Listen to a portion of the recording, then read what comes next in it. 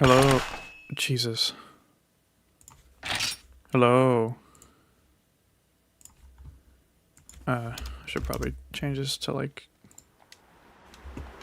lower. Stream element spot running? Who the fuck are you? Wait, does everyone see? Yeah, everyone sees that, right? Hello. Unfortunately, I will only be doing single player right now, so... I mean, I could do multiplayer. Well, actually... Fuck. I don't know if I have it... Okay, it's been like 3.5 minutes. I think I can say the F word, right? On YouTube. What? I pushed X!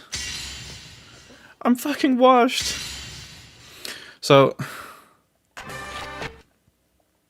I know it's been a while.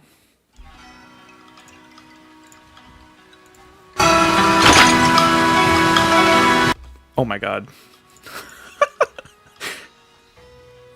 I hope that wasn't very loud. I tried to turn it down and I forgot the negative symbol. Anyways, I know it's been a while. Sorry. Video's coming along. I don't know, not much really to say. Hello. Basically, Rathalos video. Sorry. Jeez. Rathalos video, etc. Bottom text. The only thing I need to do right now for it is pretty much record myself standing here with the actual set, which is ready. I was thinking of getting the Rathalos weapon, but maybe. I don't know. I need to record myself here as well as a handful of other clips just to put behind, like, this is what you get when you carve it, you know, shit like that. Unfortunately, this is how the gunner set looks right now. And you might be wondering, hey, what the fuck, right? So, I need to get a plate for the waist. And I'm gonna be using this. Yeah, sorry about that. Dude, I mean, for all I know, the audio is too quiet now. I don't want it to be too quiet, but I definitely don't want it to be too loud. It's just a nightmare, dude. I don't know how to do audio mixing for broadcasting. You want me to mix, like, a song? Something I can listen to over and over until I get it right? I got it. But you want me to do fucking live broadcasting shit? I have no clue. Hold on. I don't know. It might just be me, but Royal Ludroth over on the right, I don't know. I saw, like, for a split second before the... It just makes me look like he's kind of on a skateboard. Or, like, 2 skateboards. You see, like, the black oval things? Whatever. Maybe it's just me. Anyways. So we're just gonna go in... What is it, 9? Yes. And I'll show you pretty much what I do when I fight Rathalos. Yeah, sorry, Jody. Yeah, let me see if I can remember my keybinds. There it is. Could cheat with this farming in high rank, true. But just like in Freedom Unite, I feel like I want to do this... Wait. Speaking of cheats, do I have... I do. Uh-oh. Stinky! Yeah, this is all the cheats I have, by the way. I never really use any of them except HP display and this when I'm trying to figure out where they go. These ones I have just to check, like, some things, but... Yeah. And then invincibility. I actually made a cheat for Freedom Unite, I think, that sets your HP to 1, and I call it, like, evasion training, so... let me just restart the game now that I turned them all off. Okay, and my controller could stop working, that'd be cool. Wait. Let me go up here and do the thing. Yeah, to be fair, I could also just, like, get help by doing it multiplayer, but just like with Freedom Unite, I just kind of want to do it solo. Just like with Freedom Unite, I have a solo character and I have a multiplayer character. Well, I had. Now I just play my main character that I played through the guide series, but I specifically wanted to try to, like, you know, play it solo because my yeah, let me double check actually. I really don't. Yeah. I I wanted to get like a vibe. All my guides are like situated. What's the word? Like oriented. I don't know. It's meant for people who only play single player, and a lot of what I do with the assumption that you don't always 100% copy what I do. You might notice I don't have any felines. You should use felines. Felines are great. Felines are fucking awesome in this game. I don't play in multiplayer. You should play in multiplayer. Multiplayer is way funner than single player in my opinion, and it's just more efficient. Yada yada. I make my guides specifically to sort of a like, I wouldn't say worst case scenario, but like less than optimal, right? I want to tell people, I want people to be like, look at my videos and be like, oh shit, my subscribers shut up. I think it finally updated. I want people to look at my videos and be like, oh, okay, oops. All of this stuff that I have, potions, mega potions, cool drinks, power charms, armor, all this shit, right? Mega seed, might seeds, adamant seeds. This is all obtainable very, very easily, right? I could be using max potions. I could be using ancient potions, right? I could be using power pills, although, you know, whatever. You get what I'm trying to say. I'm not going to use that. You can. You should. But I'm not going to be doing that. Because I want... Okay. I want to show people, like, hey, this is sort of somewhat suboptimal, and you should try to optimize if you feel like it. Can't fucking believe I missed those two first swipes. So yeah, for this fight, when he is not enraged, you can kind of get in his face, sort of. You want to be really careful. Like, that's not a safe spot. Yeah, just like that, just like that. When he's not enraged, he's a lot safer to be around in general. If you get hit with a tail whip, honestly, it's not that huge of a deal. And the insta-charge is very forgiving in 3rd gen, or Portable 3rd at least.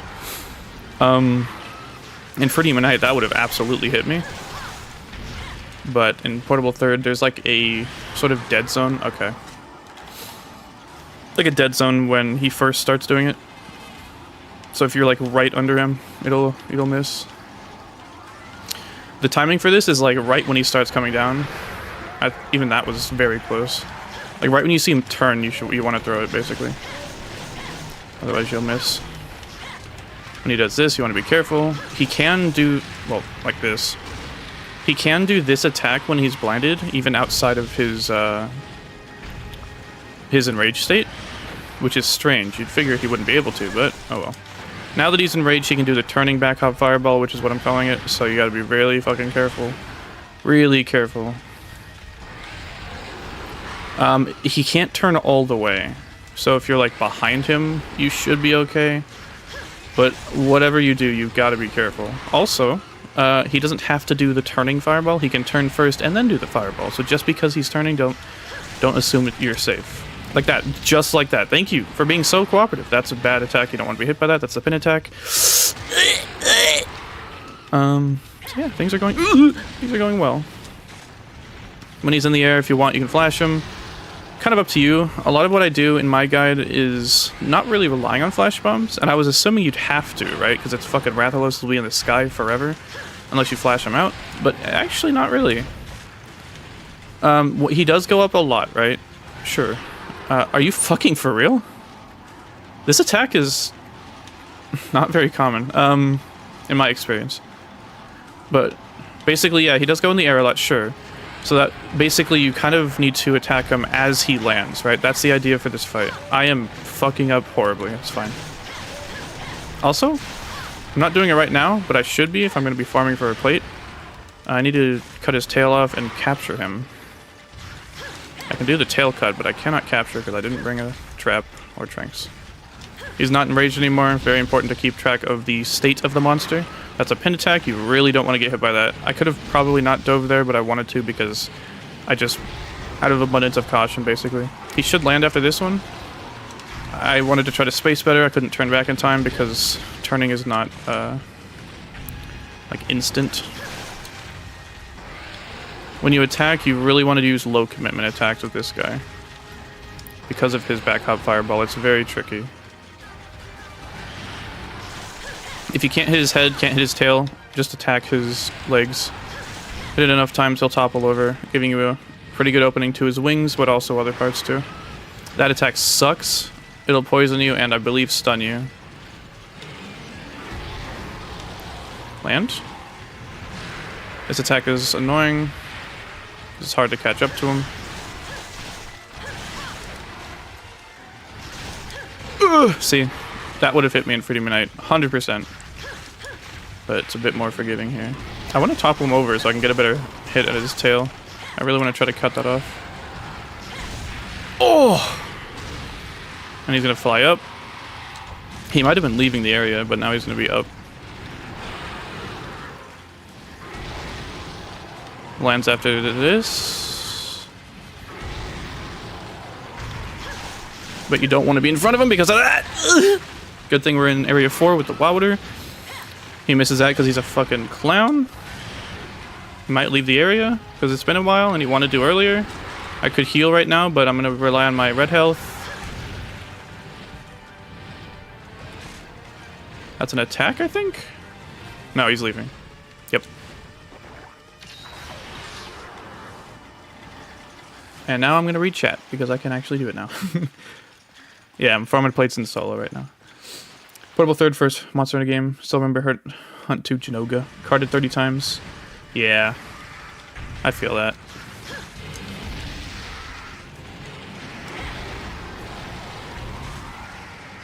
Oh, thank you so much. Greetings from Argentina. Freedom Unite, guys. Our Pixel. Great content editing. Glad you exist. Thank you. Appreciate it. Oh. Great content editing. Glad you exist, Seigneur Visage, avec un léger sourire argentine. I forgot I had it set to French. I forgot I had it set at all. Thank you so much. Appreciate it. So that would be not quite a safe moment, or at least doesn't feel safe. I feel like he has more of a downtime because he's not enraged, but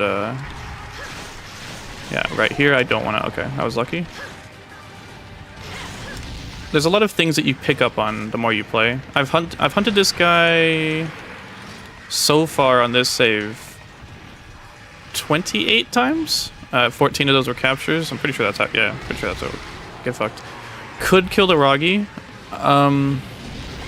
Getting poisoned by them would be annoying more than anything else. He's gonna land. I don't like being in this corner because of that. Very hard to avoid. Sword and Shield is great because of it has like such low commitment with all of its attacks. He gotta be toppled soon, I swear. Also, I do have peak perform. Or is it peak? Oh, gloves off. There it is. Now I can hit the tail a few times before he gets up. Maybe like a full combo. Yep. I'll try to do the other one because that was his left leg. So I think, unless I'm just wait, no, I think that was his right leg that just toppled. If you can block his roar, it's ideal, but being where I was, I wouldn't have been hit by that anyways. If you haven't seen my circles short, you want to be close to the monster in general. This makes avoiding attacks easier. I'm just going to do 2 hits and roll. That's fine. Tail whip is way more... I'd take getting a tail hit. Hit by his tail over being fireballed. Because the fireball does a lot of damage. You got to be really careful because of wind pressure too. If you're under him when he does the back hop, you're fine. You just want to try to roll towards him in that case.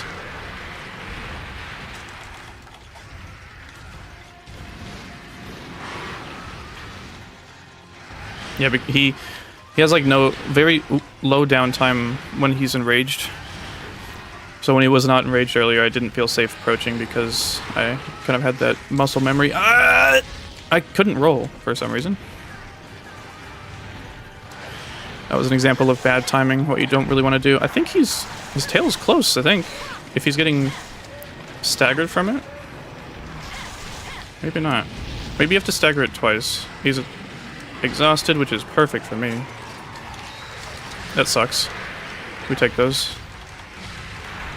Nice. He does. Huh. I don't think I have that covered in the video, but if he's exhausted, he'll collapse like that.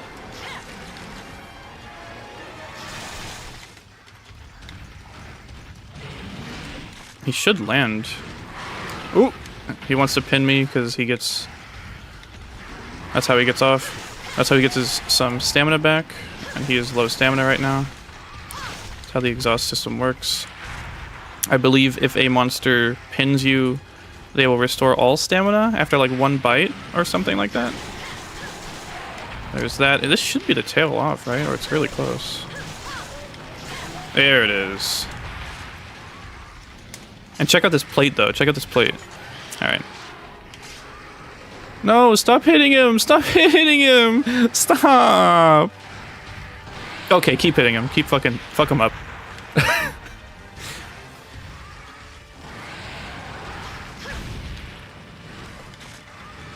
This should be him leaving. It's probably going to go to area 4 or 1 to get some slag tough. Plus, he can't go to area 3 from here, from what I've seen. He, from what I can tell, he only travels in a square, at least in low rank. I'm not really sure how it changes later. Your first fight with him will be in area 8, I think. But every fight after that, he'll start in area 3 or 4, I believe. I think I've seen him starting in area 3 pretty much every time. And then he'll just travel within a circle. Or a circle, a square between 4, 3, 1, and 2. But I don't think he can travel from like 1 to 4 or like 3 to 2. At least from what I've seen. So he can go from 1 to 4, it's just he'll have to go to 3 first, if that makes sense. Anyways, so I have been, as you can tell, I have been working a lot and trying to research, trying to see what I can see for the video. I should be fine. Yeah, I'm fine here. Very close though.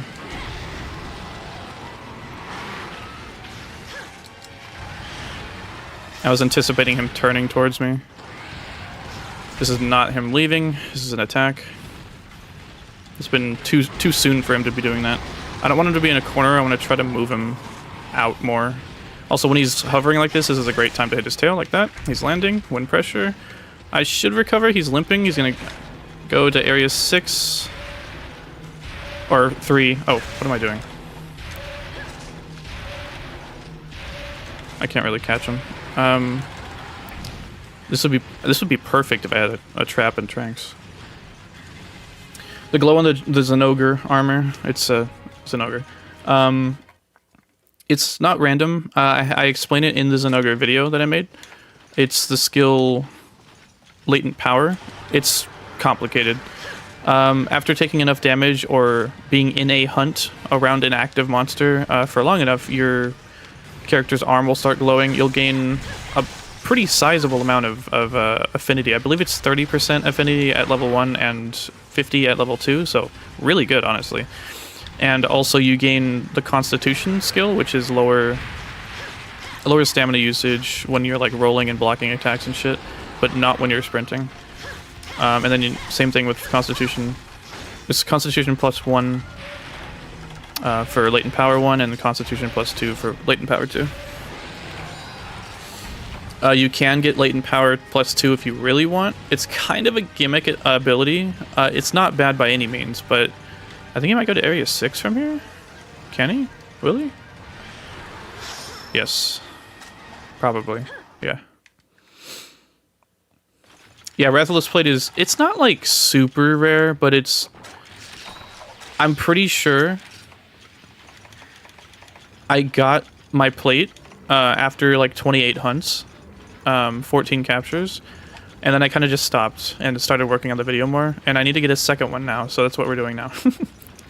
Yeah, it's going to take a while, but it's, you know, it's Monster Hunter. I do need to bring traps and tranks, so this hunt would be over by now. Also, if you don't know, I'm playing on PPSSPP, so that's why I can speed up the game. I'm not actually using texture packs. Some people keep thinking I'm using, like, texture packs. I'm really not. I don't like using texture packs. I just have... Here, hold on. Oops. I have the graphics settings. The main one is going to be 3 times rendering resolution, and the other one will be upscale type. I like XBRZ from what I've tested, I believe, and then I just have it 3 times. So it might look like the textures are like higher quality or whatever. It's because they are. But that's the main 2 things that are doing it. I don't use any... Where would you see it now? Here? Yeah. I don't use any shaders. If you really want, you can put on bloom, or you can put on anti-aliasing. Anti-aliasing makes the game look blurry. I don't know if you'd see that there, but it just makes it blurry. I don't like that. so I don't use it. I used to use it for a bit, but then I was like, this game is blurry. That's not good. That might hit me. Yep. Get a lucky attack. I should be fine. I just need to roll out of this fire. And then heal. That's good. Good attack. Thank you.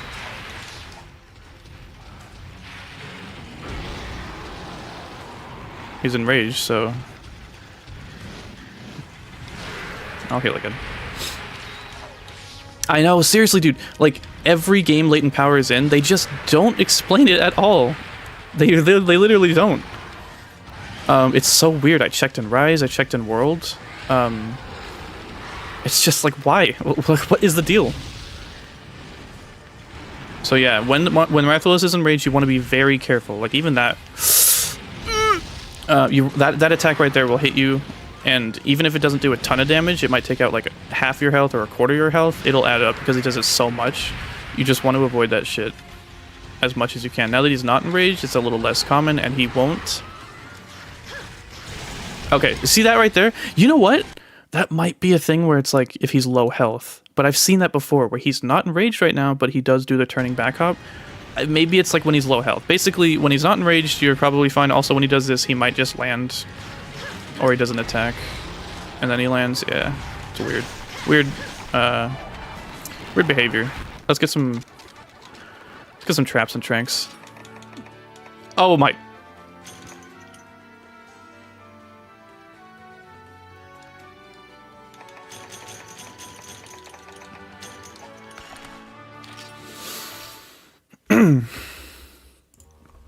Well, everyone, thank you so much for watching. Thanks for being here. I appreciate you guys hanging out. I'm just kidding. Are you fucking kidding me? Streamer luck is real, dude. I swear to God. Yeah, streamer luck is real. Come on. Oh. So for anyone who's wondering, no, actually, plates are very common, apparently. What the fuck? Game Shark, yeah. I swear there's no cheats on, I swear. This is what I have, but... Jeez, dude. Well, that makes my life a lot easier. I wanted to do this to be like, hey guys, let's just hang out while I try to get this thing. God damn it, dude. Check NPC. Crazy, dog. Well, here we are. You guys saw it. You guys were here. There we go. That's what the gunner armor looks like. Desire sensor headset, yeah. Dude, I can't explain that. That's so crazy. Alright, so... Do I have... Let me check my notes. What did I say about this armor?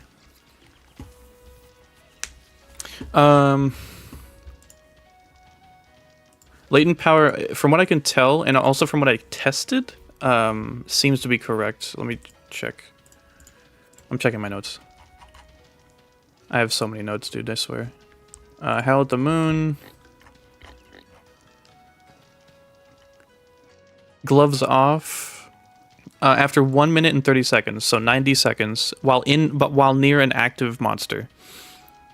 Wait, no, I'm stupid. Hold on. No, yeah, you're right. No, 5 minutes. Yeah, I'm sorry. So 5 minutes of being near a monster that has seen you, or if you take 180 damage. You have to heal to do that, because once you cart I think the timer and the health does reset. But yeah, after 5 minutes around, that's why it's kind of like a gimmicky ability. It is very good. Level 1 is 30% affinity and half stamina usage. Level 2 is 50% affinity and quartered stamina usage. So that's about 7.5% extra damage at level 1 and 12.5% extra damage at level 2. And that lasts for 90 seconds, a minute and 30 seconds. So it's good. It's an interesting ability. They never fucking explain it.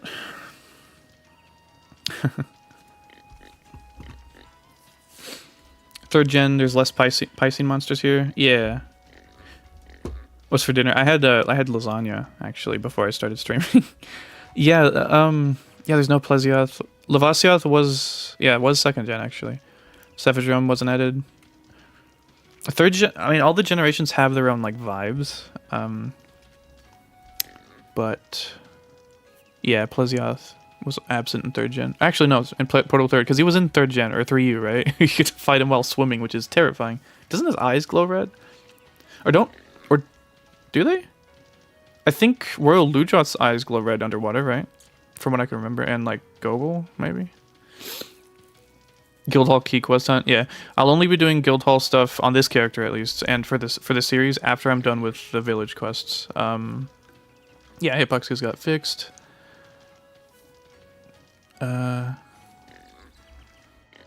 You want to try playing Freedom Unite, but it's so much slower than even 3rd gen? It is slower. I really like Freedom Unite, despite what you might hear. 3rd versus 4U, I love 4 Ultimate. God, I would love to play... I would love to play 4 Ultimate more. I mean, shit, I guess I could, but... Anyways, yeah.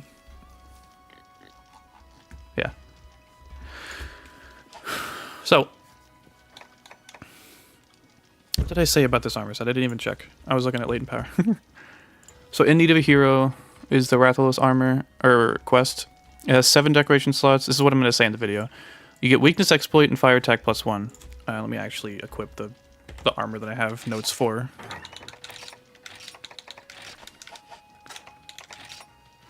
Tenderizer, Weakness Exploit. You probably know what this ability is. If not, it's very good. Yeah, by default you get Weakness Exploit, Fire Attack +1, and the negative skill recovery down. Weakness Exploit increases your affinity by 50% whenever you hit a monster's hit zone that is 45 or higher. So you kind of do need to Google to find out what the hell that means, but basically if you're hitting the monster's weak spot, you're going to be doing 12.5% more damage, which is fucking huge. Fire Attack +1, I think it's 10%, right? 10% extra fire damage if your weapon has fire damage. It won't add fire damage, so. And I think that also works for gunners. Obviously for bows it does, but I think for using fire shots it does work as well. Recovery down. Recovery down is actually a bad skill. This is bad. It decreases the effectiveness of recover items. I didn't check how much. I'm assuming it's like half. Yeah. Is Portable 3rd the easiest Monster Hunter? I mean, man, we're not going to get into difficulty, I'm sorry, but if I had to pick one to be the easiest, honestly, probably Rise. I mean, okay, now listen.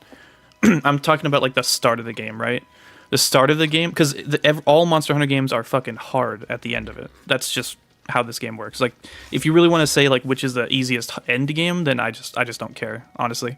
But the easiest early game, probably Rise. I mean, you know, Rise is just very simple early on, and then it gets very, very complicated and ridiculously hard in the late game. I would even say World is kind of harder than...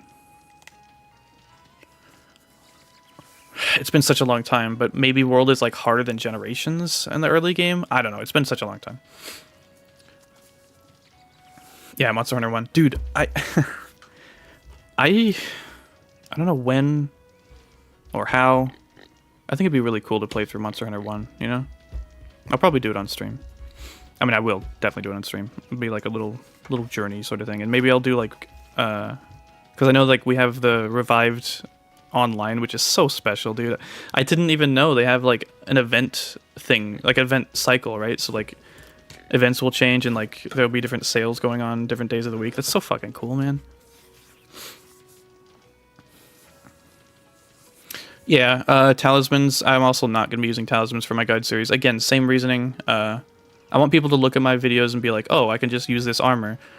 Instead of being like, oh, I can use this set, but I would need this talisman. You know what I mean? I don't... Even if I get, like, if I do use talismans, they're just going to be for the slots, so... And I don't know how rare a 3-slot is, so maybe I'll stop at 2. I don't know. I don't know. We'll just really have to see when we get there, if I ever even need a talisman at all. This armor actually has 9 in attack. So with 1 medicine jewel and 1 attack jewel, you can get rid of recovery level, which is good, and get attack up small. And that leaves you with 5 decoration slots left. You can add Blaze Jewels to get Fire Attack +2, or you can add 5 Attack Jewels to get Attack of Medium, or you can add 5 Grinder Jewels to get Speed Sharpening. Those are all, honestly, very good options, so... you know what's funny, though, actually? I don't know if I don't know... I didn't check. for Rathian, unfortunately. But you can actually get all of these skills without the plate, because the plate is going to be a grind, right? If you can, obviously, try to get this, but if you can't, you can replace the Rathalos helm with the cap, and the waist with the Jaggy armor. Jaggy goat, you know what I'm saying? I think. Maybe. It will give you 10 less defense, and you kind of look like a clown, but... And I believe... And then you'll, of course, need some decorations. You still get weakness exploit, which is sick.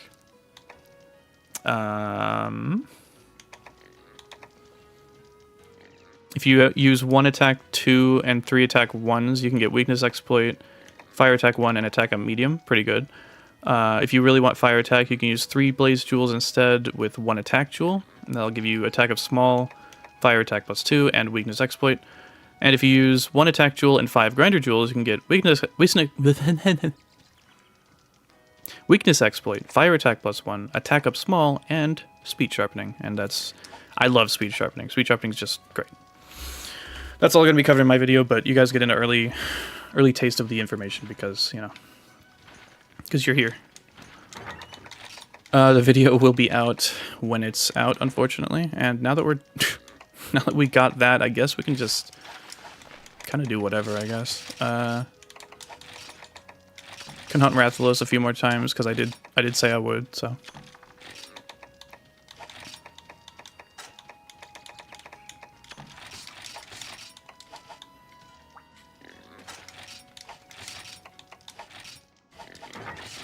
And unfortunately, if actually, but let me check right now. Actually, I can just check right now. Let me see the Rathian armor. You know what I'm saying? What skill's good for Gunlance? Guard skills are great. I think there are some other ones, like that increase your shelling damage. I don't really know if shelling damage is good in this game. I can't really say. I've never really been a Gunlance user, unfortunately, except in 2nd gen, and when I do use it in 2nd gen, I just use guard skills. So, nothing really too complicated. Where is Rathian? There you are.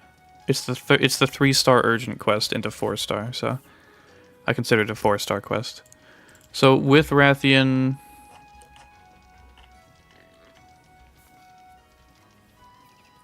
it's just health and divine blessing. Looks like very defensive armor compared to Rathalos. I'm stupid. I mean, don't worry about it. I can also just equip it here. So what I have for this is health 50, divine blessing, and fire attack +1. Now, can we get this without the armor piece that needs the plate, which I think is the waist? It is.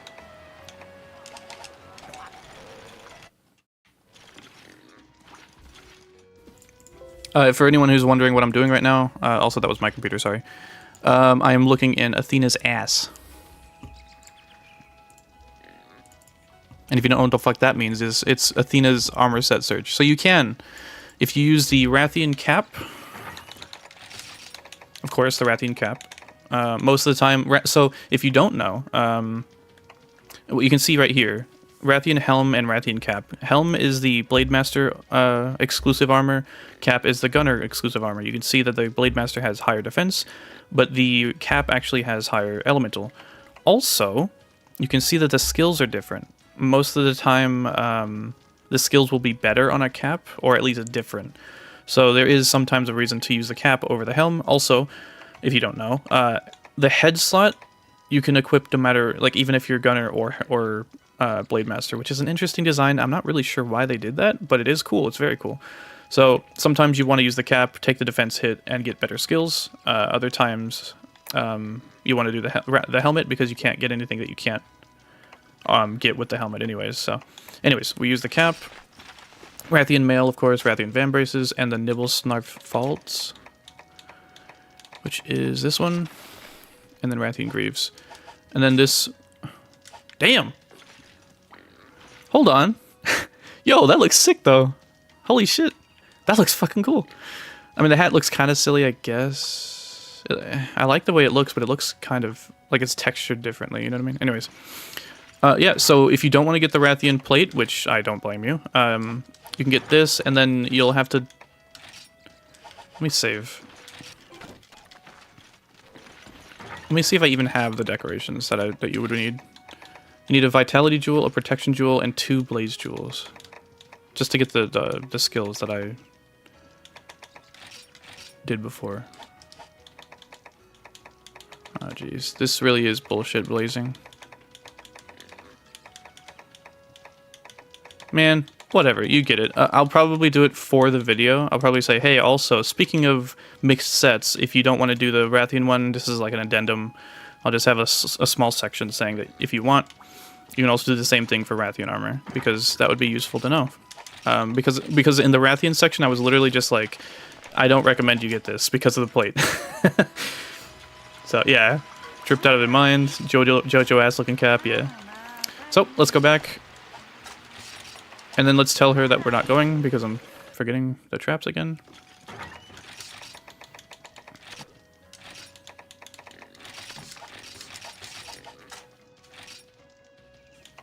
Alright. For Rathalos, you kind of don't need cool drinks, but you should bring them. Well, actually, I think I gave you some. So in low rank, at least, you don't really need to bring them, because they give you 2? Yeah. And 2 is one more than you really need. Because, again, in my experience, he's only ever really been in the hot areas when you first fight him. For some reason, he starts in 3, and then he just kind of rotates through 1, 2, 3, and 4. So, you know.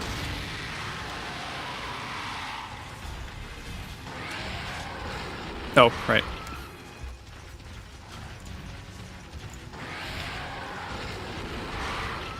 Alright, so goals: break his head, cut his tail, capture him.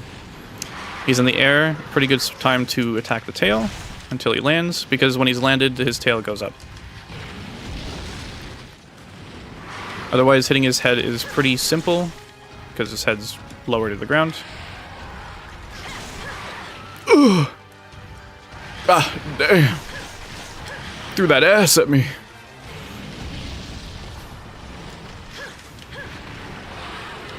The Zinogre armor is very good, and I don't believe it takes anything that really is too difficult to get. If you're still starting out, I recommend you get the Zinogre armor. It is the flagship of this game, and it is very good. I am sensing with my spidey senses that he will be enraged soon. Damn! Monohopper got fucking nuked. One time, roll away. I was anticipating a charge, so I was ready to block.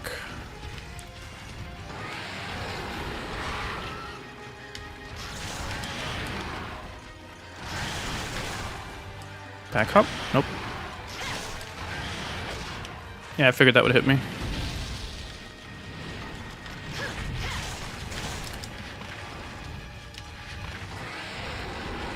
The tail can be very difficult to hit when he's on the ground, so I would recommend you just wait for him to go up. Fortunately, this is Rathalos we're talking about. Motherfucker goes up every 2 seconds, so you shouldn't have too much trouble. And if he isn't going up, then just attack his head. Ah! I tried to roll, but I was in the part of the animation where you can't roll. Oh, what the hell? Oh my god.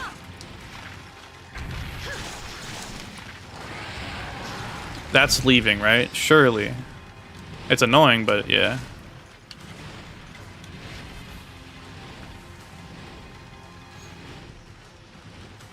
Yeah, now Eschaton Judgment is... Wow. Look at Rathalos making me a fucking liar. Where is he going? I literally... Do you see how many times I've hunted Rathalos?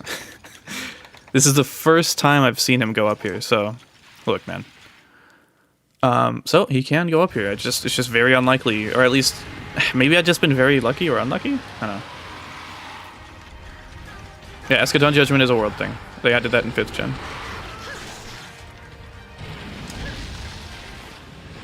Okay, okay. I think he's enraged now. You gotta be careful. He might turn towards me. He didn't, but he's still very fast. And he's in the fucking lava.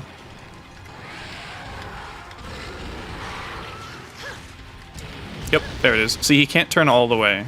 He doesn't have 360-degree movement, but he does have, like, he'll turn, like, 90 degrees, at least. Maybe a bit more.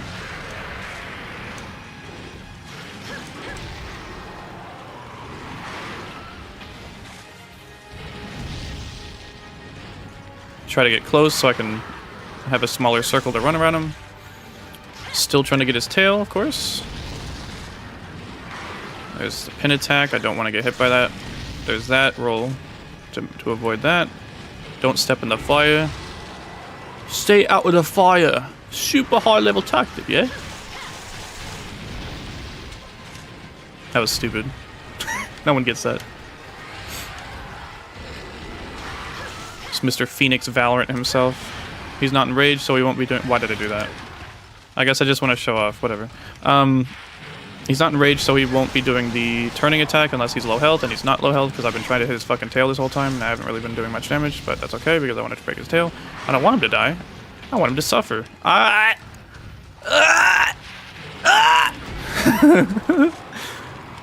swear if he gets another plate, I'm losing it. I think at this point, yeah, we're just gonna try to keep going until I get another one. I swear if I get another one, dude. Blood is not Phoenix. I mean, you're right. You're right. I do like playing him, though. When I play Duelist, that's basically who I play. He's tired. Land.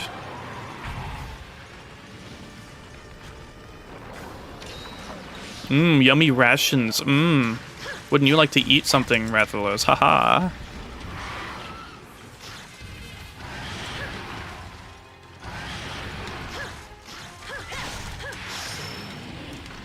I got latent power, which is sick.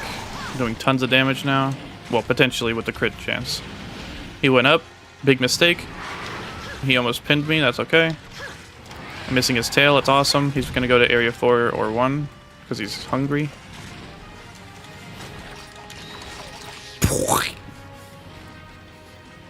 Yeah, crouching gives wind resistance. Yeah, I pretty much never use it, and I honestly didn't think about it until you mentioned it, but it is kind of interesting, huh? Yeah, I can't really think about like when that would be terribly practical. Yeah, Desire Sensor can be weird sometimes. Start talking about how you want one for the Desire Sensor. Man, guys, I really hope we get a plate this time. Oh, wait, no, that makes me a streamer, right? And then streamers get luck.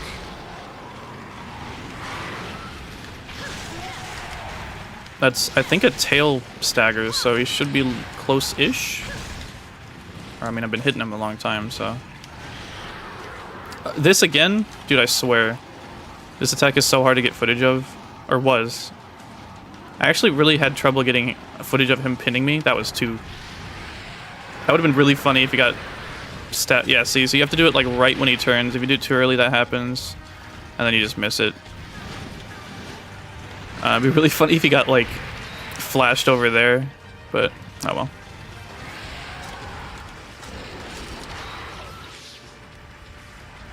Cypher for life, yeah, same, honestly. There it is. Now I can fight him for real. His head's broken, right? Yeah. Now I just want to get. Now I just want him to be damaged enough to capture. Yeah, around the world. Yep. Damn, wish Rathalos would pin me. Yeah, I feel that.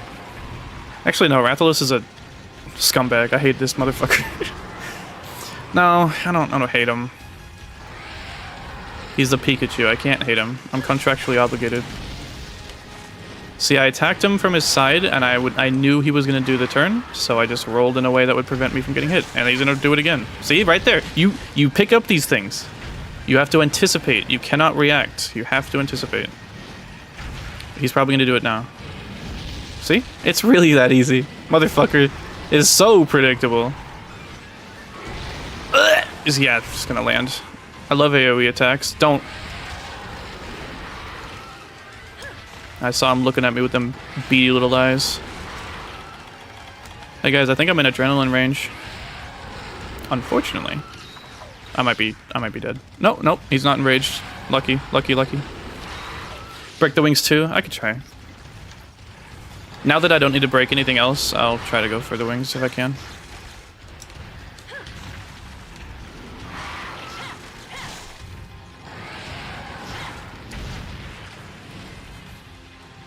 Oh god. Ugh.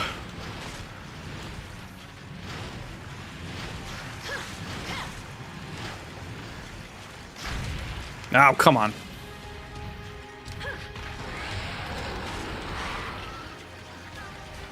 He's being lame. I don't know if I can break the wings. Oh, this is stupid. Don't do this.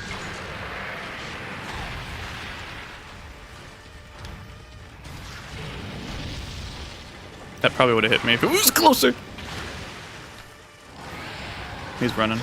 That's got to be leaving. Never mind. Land? No. No. Maybe? No. If you're not sure if he's going to land or not, he's probably not going to land. Yeah.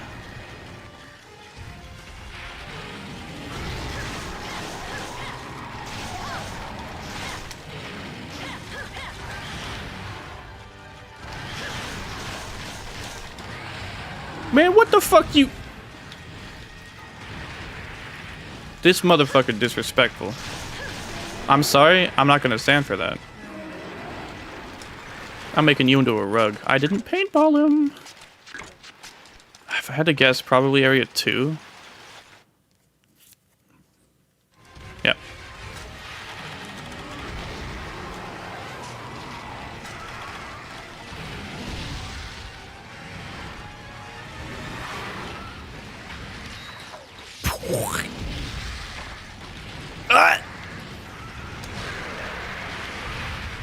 That would have hit Infinity Knight, yeah.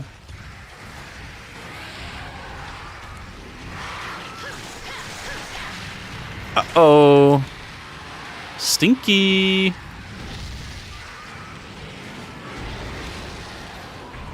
The fireball AoE is deceptively large, so you gotta be careful. This is a turning back hop. Never mind. Could have sworn. This was a turning back hop, surely. Yep. Just like with Kutku, you gotta assume every attack is gonna be the annoying attack, right? In this case, the back hop fireball.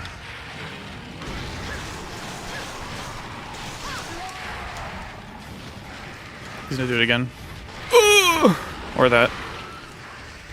Also, if you don't know, whenever you do a diving attack, make sure you're holding sprint as you get up. Unless you're out of stamina, then it doesn't really matter. The reason is, if you see here, I won't hold sprint. My character has that little stumble animation. Very fucking annoying. Can get you killed, seriously. So here I'll do it, but I'll hold sprint as I get up. No stumble. See? Very, very useful tech that is very funny that it exists. But honestly, now that I know that, I never do a dive attack, Panic dive without holding sprint as I get up. It's just, you gotta do it. Unless you're just out of stamina, because if you're out of stamina, then your character will do the tired run animation, and after you stop doing the tired run animation, you do the stagger anyway, the stumble anyway, so it doesn't matter. I know I've mentioned that bit of tech before on stream, but like, I need to make a video about it, like, or a short, because it's seriously so important. Wind Frontier, I have streamed it before. I will definitely be playing more of it sometime, just not right now. It's such a huge game, there's so much going on, you know what I mean? And I don't know enough about it anyways. To be fair, I don't really know much about Portable Third, and I know a decent chunk of Freedom Unite, but like, yeah, so when Rathalos is enraged, I'm not saying don't attack him, just don't attack his face, don't attack in front of him. So if you saw earlier, or like just now, Just whatever you do, make sure you are anticipating him doing the back hop, because he will do it, he will catch you off guard, and he will fucking kill you, and it will suck. And I want to try to prevent that. You know what I'm saying? You know what I mean? You know what I'm saying? This fucking clown.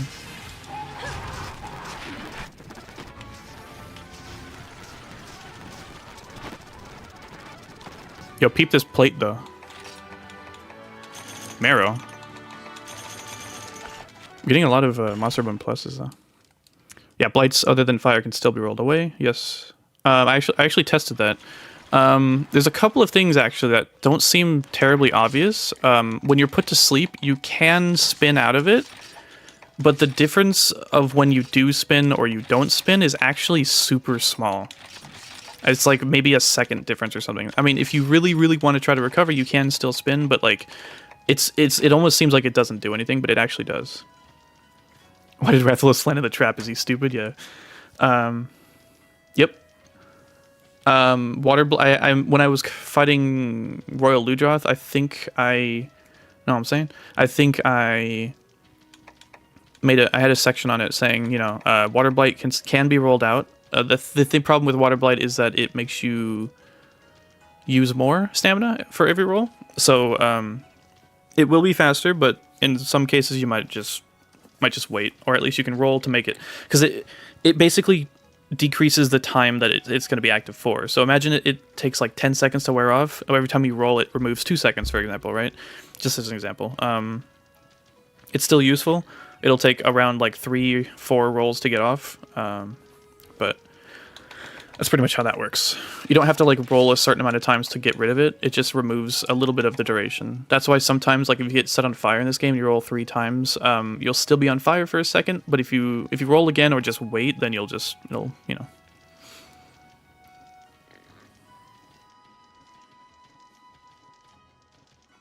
If you mash buttons while sleeping, the bubbles show up faster. I've only tried spinning. I didn't actually try mashing. What else is it? Obviously, if you're stunned, it will... Oh, whoops. If you're stunned, it will... you'll recover faster. I don't know. Just an interesting thing. There's a lot of, like, small mechanics that... Kind of like Smash Bros, actually. A lot of small mechanics that they put into the game, and it's just like you hear about them or you see them and you're just like, this is really weird. Like why did you do it this way? It's like you didn't really have to, and nobody knows about it. So like, huh?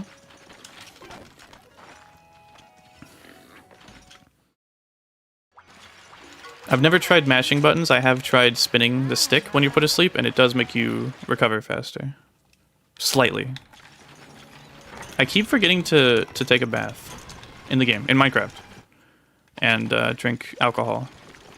Also in the game. We're playing multiplayer later? I don't know if I actually have it set up. I might need to, like, set it up again, unfortunately. I'd like to. I might, but, if you don't know, if a monster is starting to run away, if you paintball them, they will stop. In Freedom Unite, I don't know if it's the same in this one, but in Freedom Unite, if you paintball a monster as it's landing, it'll, like, mess it up or something. Or if you paintball a monster before it sees you, it'll run away. It's weird.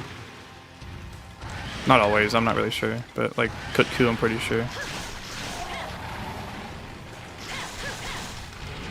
Oh! Dog. Man, when you have mannerisms and tendencies, like, you gotta do them. You have to, you know, you can't just do a fucking turning back hop when you're not enraged. That's not cool. Yeah, Monster Hunter invented baths. That's just true right there. That's just facts.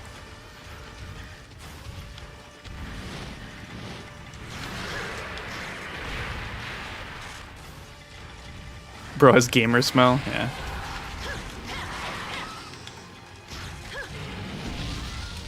Oops. Yeah, don't do the blocking melee attack with sword and shield. It's bad. Unless I'm wrong, but it feels extremely bad. Okay, motherfucker.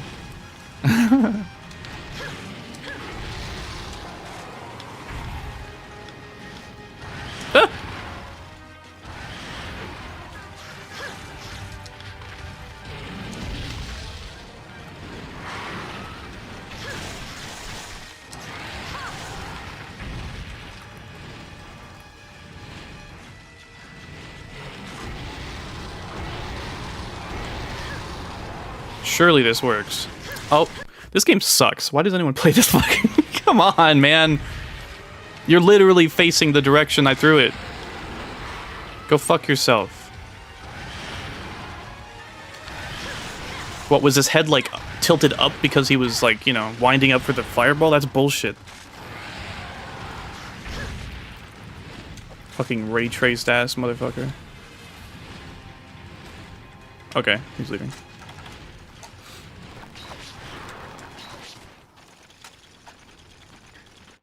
Flash bombs are weird in this game? Yeah. Flash bombs are weird in Rise as well, but like the opposite direction. I swear, sometimes I'll do a flash bomb and I'll be like, oh, that missed. But then it works anyways, and I'm like, oh, you know what? We take those, I guess. It's really funny. He's just gonna be enraged. Yep. Ah! He obviously blinked. Yeah. Facts. Okay. Dog. Okay, he turned. I rolled too early. I need to heal.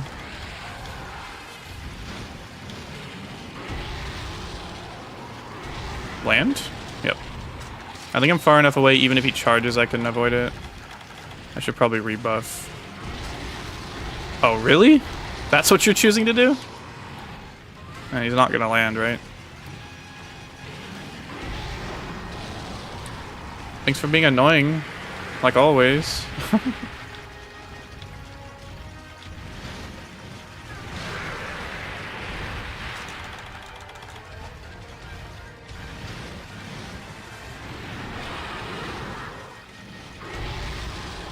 If you can, try to pay attention to my movement and everything.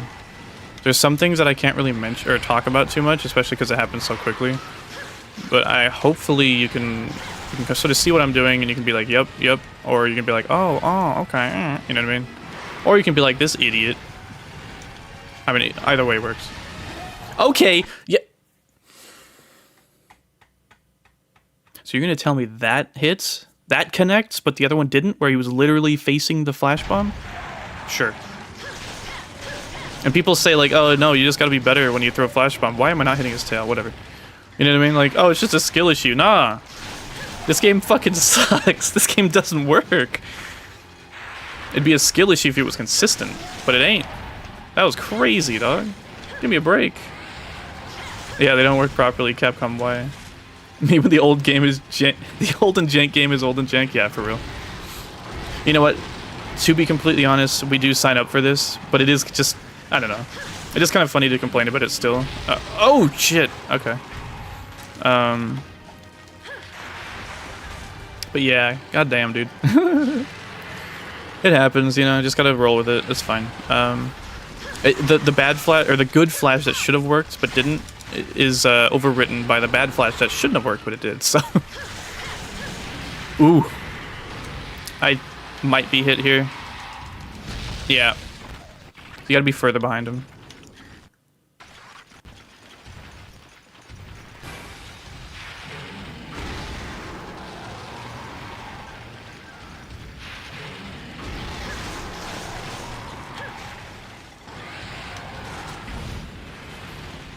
Yeah, I figured it would be a pin. I don't know why. Maybe there's some tell, but I was feeling a pin coming on. He's not enraged anymore. Land.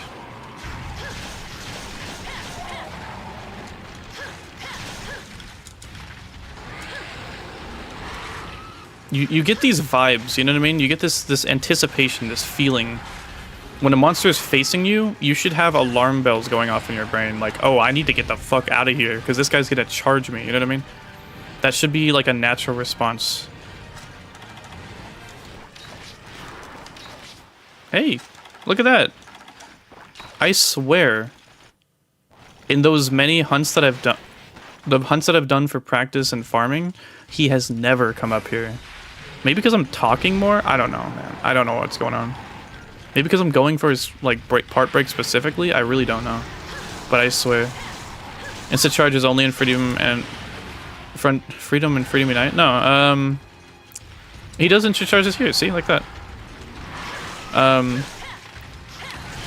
Insta charge is not necessarily an old game thing. I believe some monsters do have insta charges in like modern ones, but it is much less. Yeah, streamer things. It is much less of a thing. In Freedom, it's the rule, and Freedom AI, it's kind of the rule. Pretty sure. I don't think there's any charges that have windups in Freedom Unite. In Portable 3rd, I believe it's the same thing. 4th gen, I want to say they started making insta charges like less of a thing. I'm not really 100% sure. I don't know when they stopped. And then 5th gen, of course, I don't really remember, dog. I'm gonna be real. Yeah, it's a bit more reactable on this one, or at least maybe I'm just way more used to it. Like if I get hit by an insta charge, it's because I'm out of position, not because I just got hit by it because I, you know, didn't see it coming. You know what I mean? Like they're very predictable.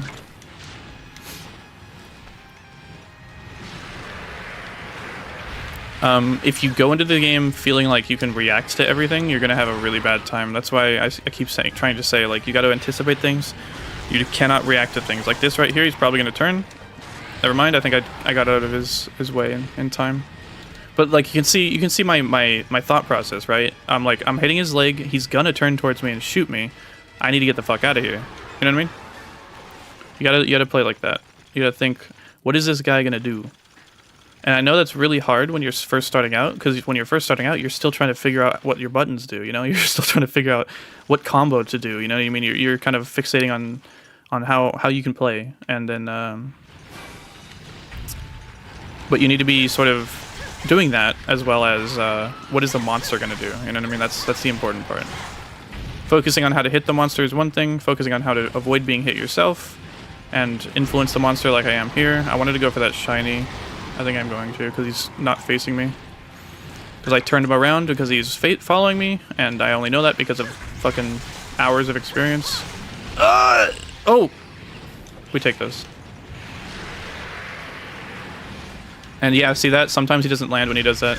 And then he fucking lands right after, so it doesn't even matter.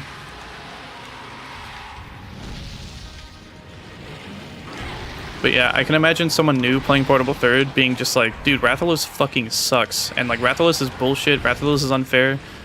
And to be fair, you know, he is bullshit. But there is a way around it, like what I'm doing here. There is a way to be like, so I'm gonna be fucking 100 with you. When I first fought Rathalos for the guide series, I was like, how the fuck do you beat this guy? Like, seriously. I was like, I don't know what to do, man. I think I was going to use Greatsword at first or something, but I really don't. I think you need to, I think you want a fast weapon for this fight. Because he just moves around so much, you know what I mean? But eventually I got to this point where I can be more or less consistent, and you can too, so don't be discouraged just because the monster feels like it's impossible. That's sort of like the gameplay loop of this series, is you fight something, it's very fucking hard, you keep fighting it, and then you figure out some trick or tricks. Maybe it's a fundamental that you haven't really gotten. Maybe it's something specific to this fucking monster. But there's usually something, you know?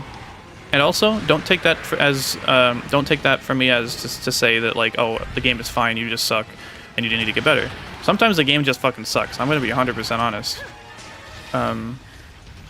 But you can usually find some way around it, and sometimes that does mean changing weapons, so keep that in mind. He's got to be close to limping, right? Yep. That's experience, I guess. I didn't bring a trap! Ah! Whatever. I'll just let him go. This one can live. Psych!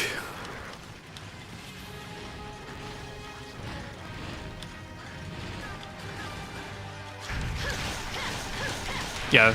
Oh, shit! Oh, gamer. He's gonna land, right? Nope.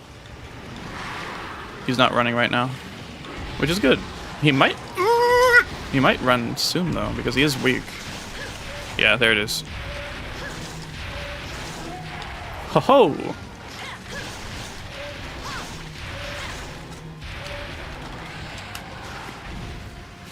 Yeah, no trap. Ugh!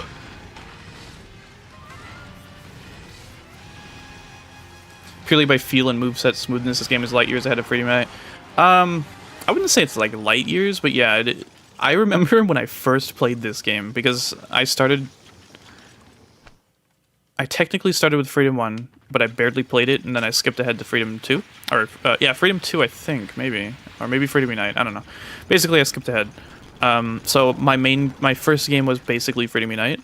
And then when I went to this game, I had so much trouble keeping track of Rathian and Rathalos because the animations were so different, dude. like I'm so familiar with it now that it doesn't matter, but dude, there was a time where I was like, the animations are not as like stiff, you know, they're not as static.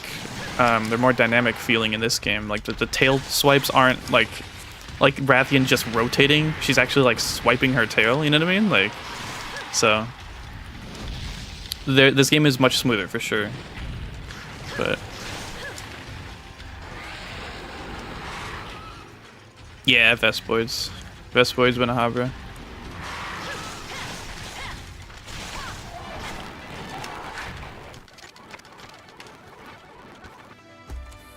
Oh my god. I'm fucking dumb. Were we fighting that whole time in this view? I'm supposed to be like this. I'm so stupid, sorry. Yeah, they fixed the monsters walking in place. Yeah. They fixed the monsters' Wi-Fi. You know what's funny though is in some of the fights the walking actually works, like the monster moves, and it's really funny because whenever I see the monster moving while it's walking, I'm always just like, that's not right, which is funny because that's kind of like what's supposed to happen, right?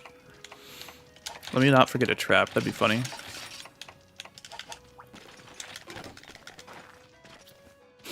Trying to do every required quest with Greatsword. I think I should use light bowgun or longsword for 4 horns. Yeah, probably. You can definitely use Greatsword, but yeah. I hate Rathian way more than Rathalos. I love Rathian. I think Rathian's maybe one of the most fair fights in the series, although I could be wrong. But yeah. I mean, Rathalos can poison you too, but it's not as common because Rathian poisons you with her tail. You know, she uses tail whip attacks. Rathalos poisons you with his claws, and that only really happens with the pounce attack, you know what I mean?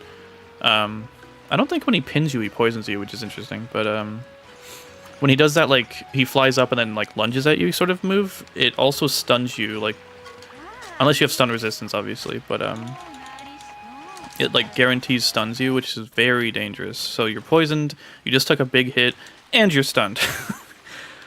It's like a less severe, like, Espinas, you know what I mean? Like, you get poisoned and paralyzed, but in this one it's like you get poisoned and stunned. Still really dangerous.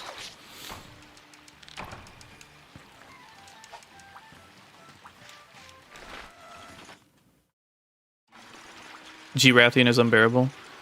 I can't remember, honestly. I think I used Greatsword on Rathalos, Pink Rathian and Azure Rathalos in higher rank. It's been a long time. A lot of my Freedom Unite guide series was not necessarily optimal because I was trying to show a decent spread of weapons. I'm still not necessarily going to be optimal for this series because I honestly don't know what is or isn't optimal, you know what I mean? I'll try to find something that works, like works well. I won't try to force things like I might have done in Freedom Unite, but like if something feels awkward, I'll just change, you know what I mean?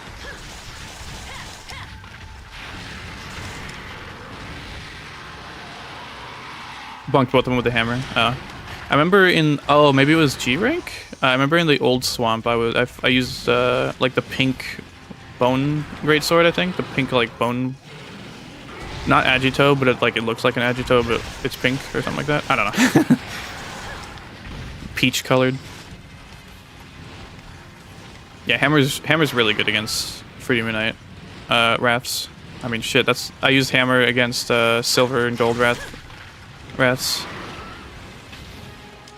Works very well.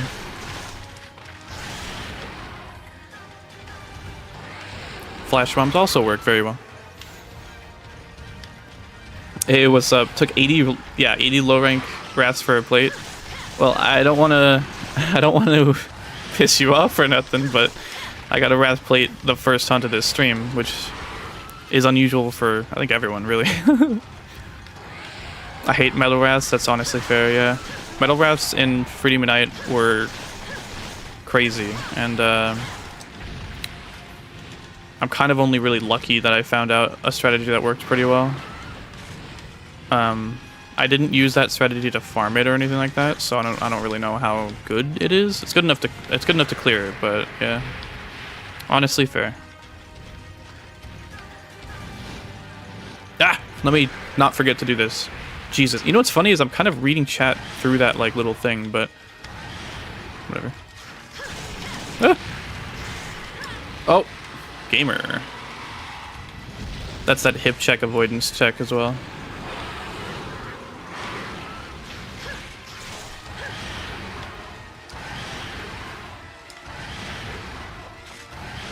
That was close. Give us another! Give us another! Give us another! Motherfucker.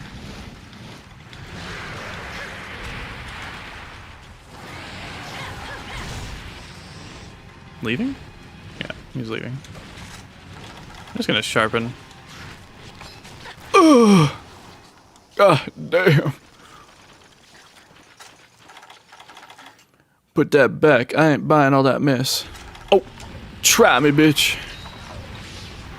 One more spin and he was gonna puke, yeah.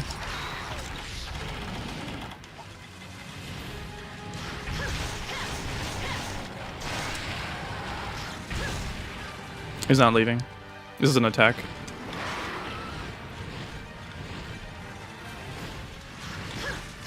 Ah!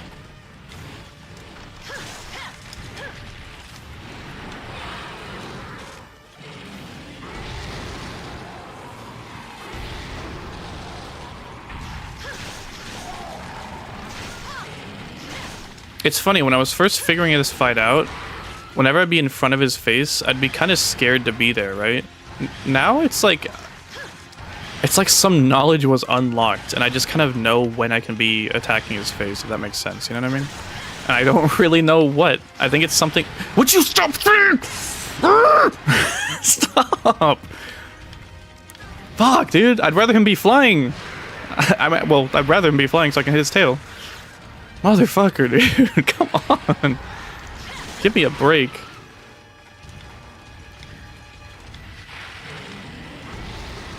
Oh my god, he's like spinning more than he's flying.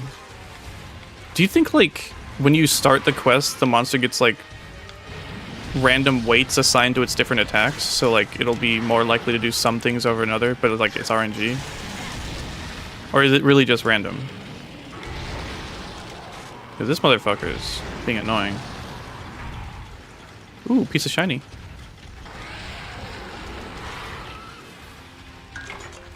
Nice. Oh!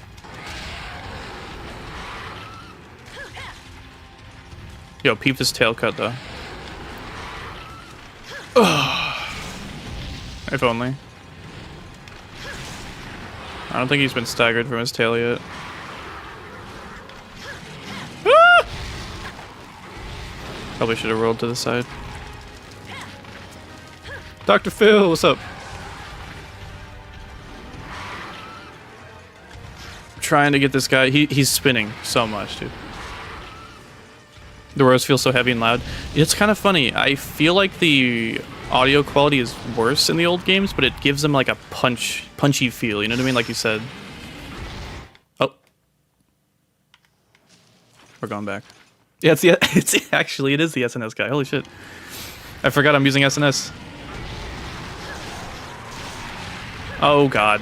I might be. Yeah, that's hit me. That hits me. Oh, well, okay. Come on, give me the tail. Oh, give me the tail. Oh, give me the tail. Dude. Give me the tail.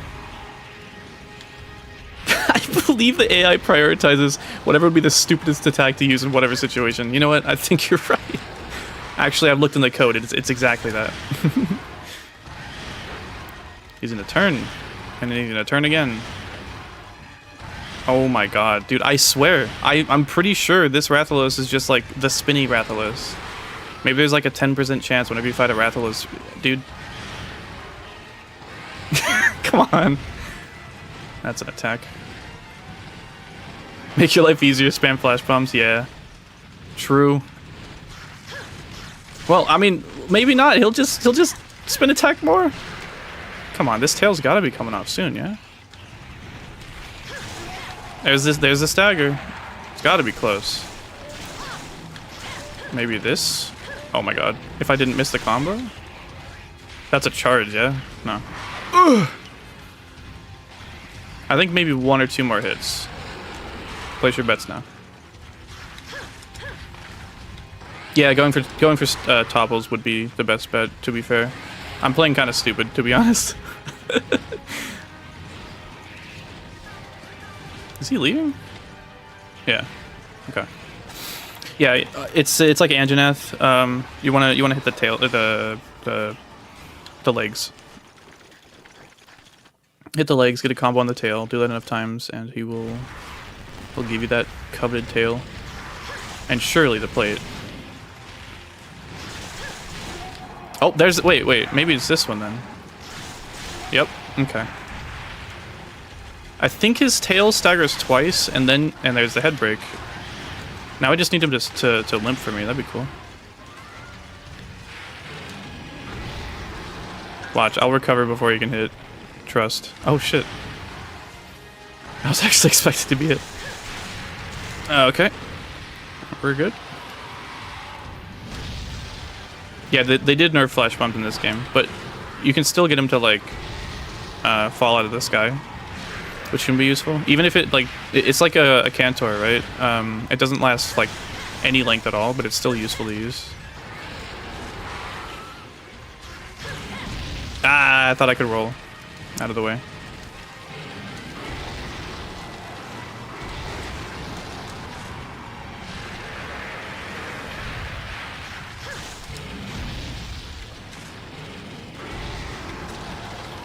Alright, maybe I can focus a little bit. I need to get my stamina back.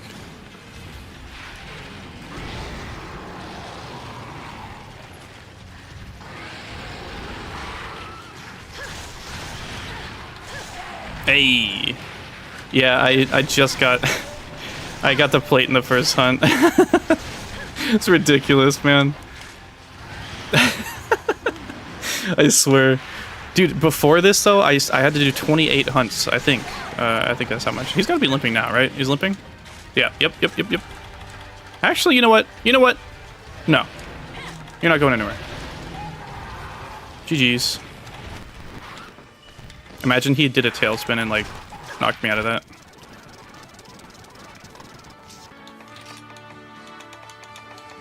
Yeah. No plate.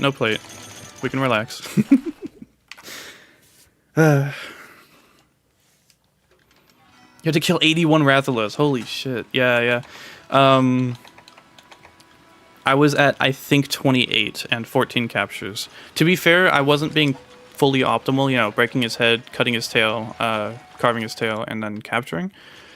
But yeah, it takes... That's why I don't recommend people getting the Rathalos armor and the Rathian armor. However, I did find a way that you can make a mix set for both, and I'm going to be explaining that in my video as well for the Rathian armor. I figured that out today, actually, on stream.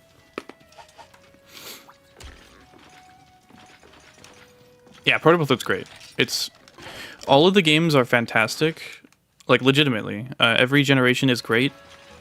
I recommend everyone try as many generations of the game as possible, because this really is just a great game. I mean, or a series. Like, it's just... Sure, some games might be, you know, a bit off. In some ways, you know, but like, for better or worse, all of the games are very good. All the games are like unique and interesting. Even if the games are very similar, there's going to be something that's going to be like different about them. Like maybe the motion values are slightly different. Maybe the you know what I mean. The movesets are slightly different. The monsters, the maps, whatever it is. I think Monster Hunter 1 is great because of the you know, being the first game in the series. Monster Hunter G is great because it, you know, improved upon the formula. Monster Hunter Freedom 1 is great because it's so accessible. And well, again, Freedom 1 has issues with input dropping, but the fans, of course, have come through. The fans are clutch. Are there any portable third mods that are worth looking into? Because Freedom Unite has FU complete. Freedom 1 has Freedom 1, I think, enhanced or something like that, or F1 enhanced. Let's see if I'm still good at, or decent at Zinogre's fight. Ah!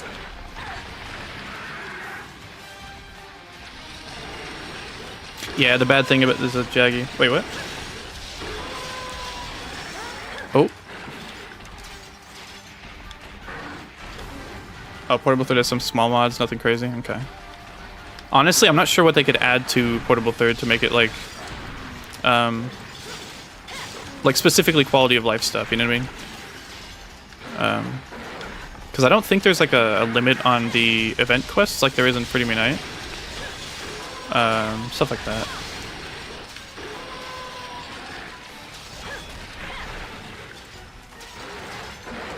Ugh!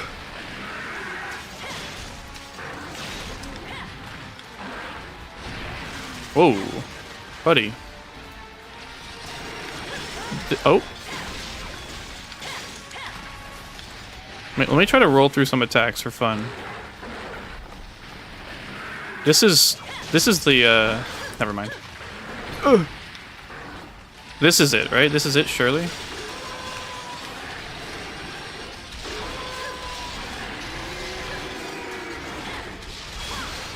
Worth it.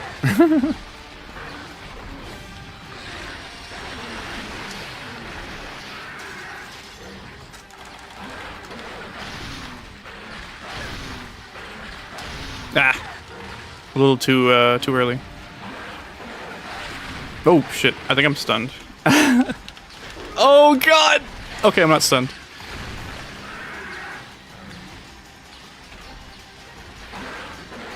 I'm just gonna walk this way and pretend he didn't say anything. I wish I could get into Freedom Unite, but the movement's bad. I don't know. I feel like the movement's fine. There's some other things about Freedom Unite that are a bit, you know, worse, but... Wish P3rd had... Portable Third had G rank? Yeah, I mean... Fair. I do too, to be fair, but I think there's enough content. I thought it was... I should have rolled. I thought it was far enough.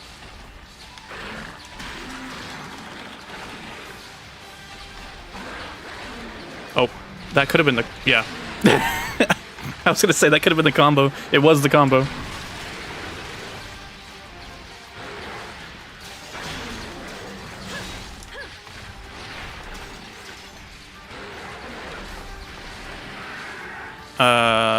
Yeah. Oh.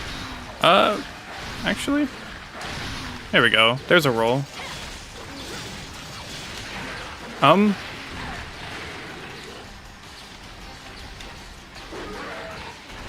gonna roll for safety.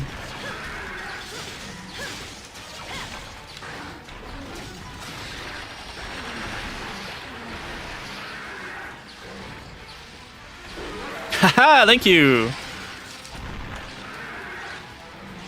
Green Plesioth movement is insane. Yeah, Green Plesioth is just fast. He is speed, as it were.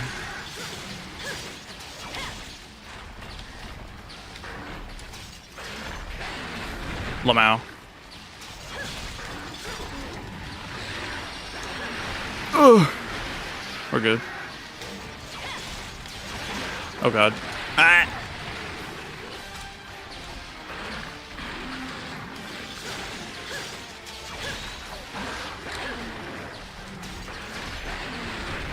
Okay.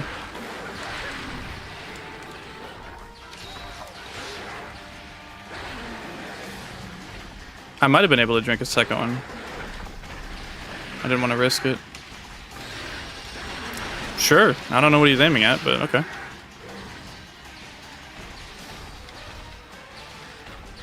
What is he doing? Is he moving? Yeah, he's leaving.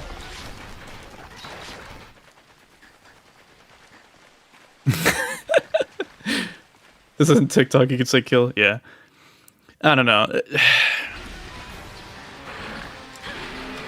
Unalive is an interesting word, and words like it and such being like, I don't want to say PC, but being like advertiser friendly is more what it is. You know what I mean?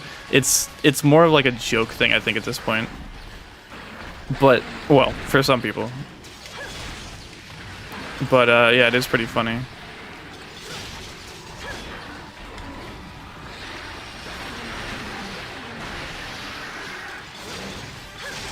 Hey, there we go. I should focus on getting yellow gauge again. Man. Go back to fish school.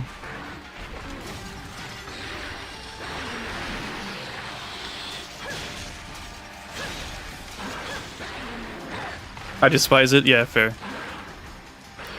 I don't like it myself. I understand why people say unalive instead of like kill or, you know, the other one.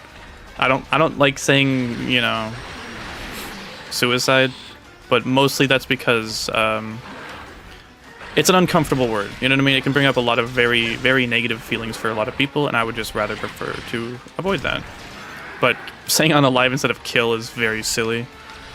Like, I get it, but it's just like YouTuber jargon. I don't know. Moiter, yeah. I am dropping the bag. Dropping the ball. What is it? Selling the bag? Fumbled the bag? He's tired? Yep.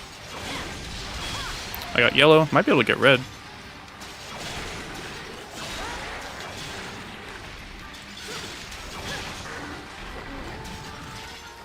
He's running. You tell me two things I done running.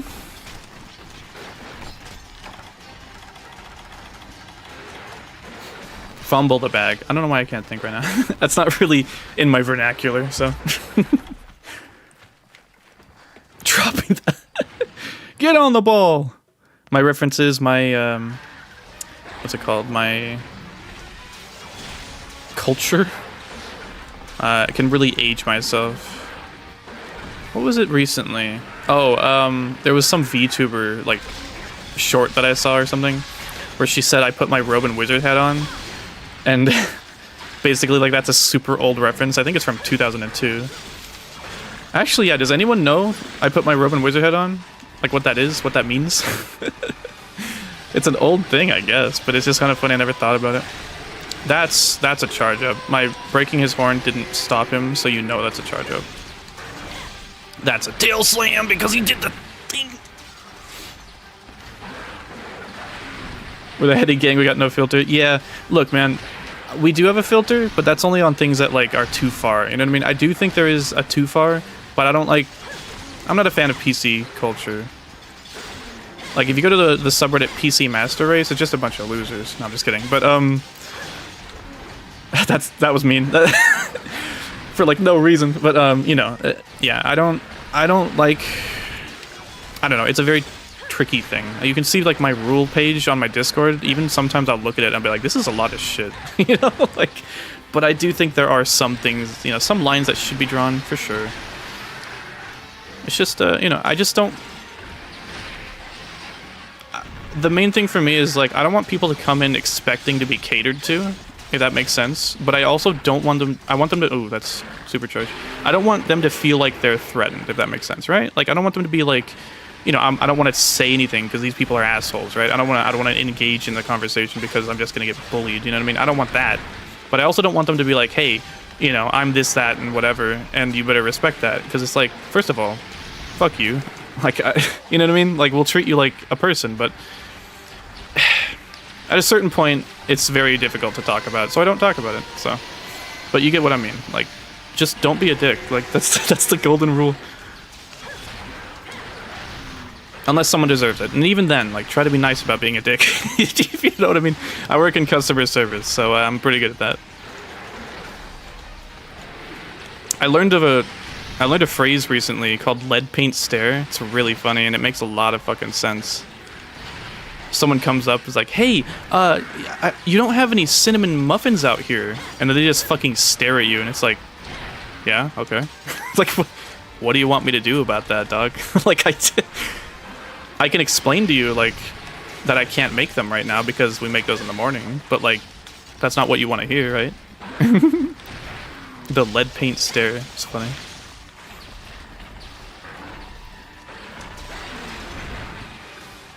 Mint.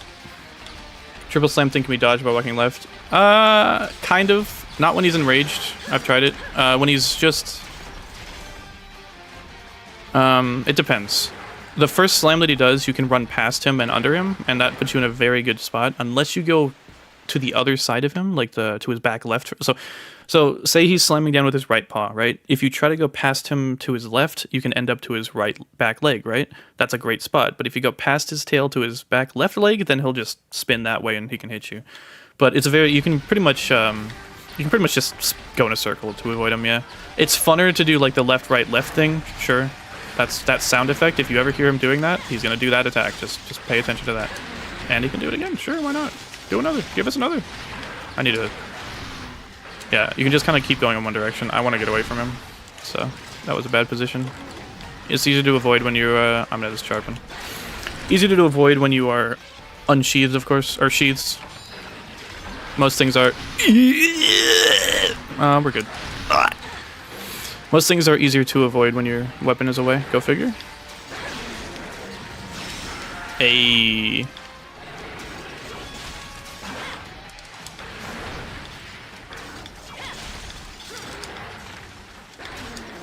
he's poisoned. Yeah, I'm just using the same gear I used in my guide series. The only thing is I do have the power and armor charms, and I have like power seeds and shit, so that is different. And I'm rolling through attacks like that. Yeah, like that right there is perfect. Since he's not enraged, he only does 2. That's actually a really good way to set up for a... Okay. For a level up when you're using sword or longsword. Man, what's this guy do? Man, what's this guy doing? Is he gonna be... That's charged up, right? No. Okay. Next one, surely. Because he's very weak. He just limped, so.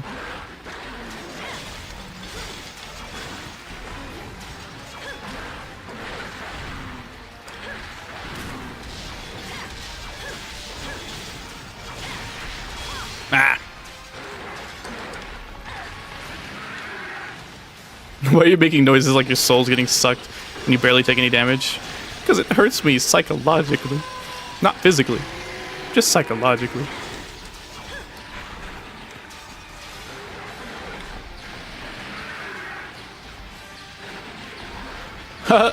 He fell for it. Yo? Oh my god, come on. Yeah, he was walking. Oh no, we're doomed. I really like Zinogre's, what I should do? I really like Zinogre's, like... I don't know what you would call it. Ow! He's such a cocky wolf. Yeah, emotional damage. It's also funny, like, being hit in a video game doesn't hurt you physically, right? But, like, I'm not the only one who, like, makes, like, ouch, you know, sounds when you get hit in a game, right? Like, yeah, so you can just keep running in a circle like that. Very good way to avoid his paw slams. I have not faced him in high rank yet, or at least not, like, analytically, so I don't really know how that goes, but we'll get there eventually. No way he's gonna do this in front of me. Perfect. Oh, close. Perfect. No! I do grunt noises. I just say ouchies. Fair. I used to be very loud when I was younger. I'm still loud, but just imagine that, but worse. Also, I have a door now. I don't know if anyone's caught up on that yet, but...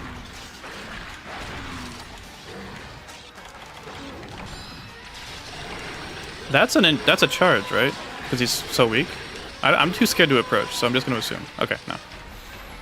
Sometimes he can charge up just off of one charge like that. Ooh!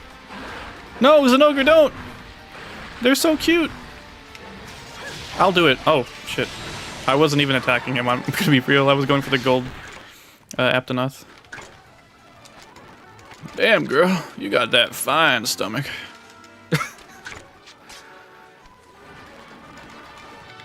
Midriff for the win. Was there a shiny here? No. We're all squeakers back in the day. Yeah. True. Why was that one yellow? Sometimes when an Aptonoth gathers from like mushrooms or honey or whatever, they will be golden instead. It's like a random chance for them to be like whatever. And then when they're gold, they have a higher chance of dropping like stomachs and some other stuff like that. Like for honey, it'll be like royal honey. If they're like golden, some other stuff. I'm pretty sure it shows on the wiki. Let me check. Also, if you're new, feel free to like and subscribe. If you're not new, feel free to like. And, I don't know, share with your friends, I don't know.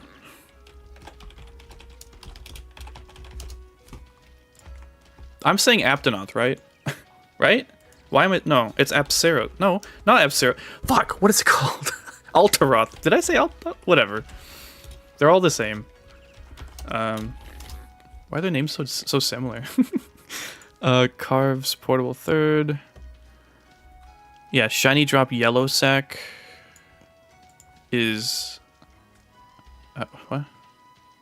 Clean Pouch? Sparkling Pouch? I have no idea what that's supposed to mean. I just know that sometimes it's gold.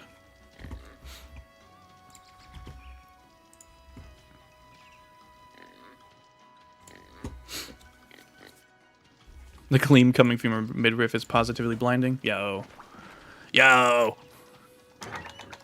Let's see. What next? What should we fight? What should we fight? This is so sad. Can we get 22 dislikes? No! You know what? I've heard that people are having issues with, like, not getting, like, notifications and stuff. If you're having that issue, I recommend you join the Discord. You can definitely mute, like, all the channels. Just don't mute the stream one.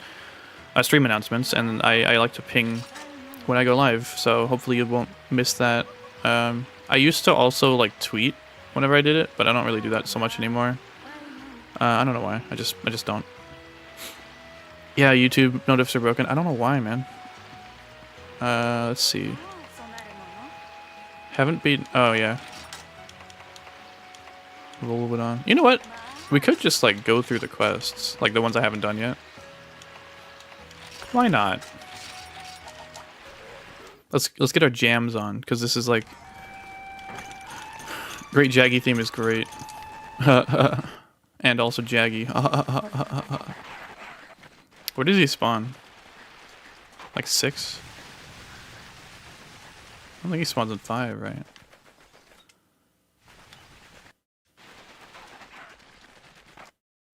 Oh.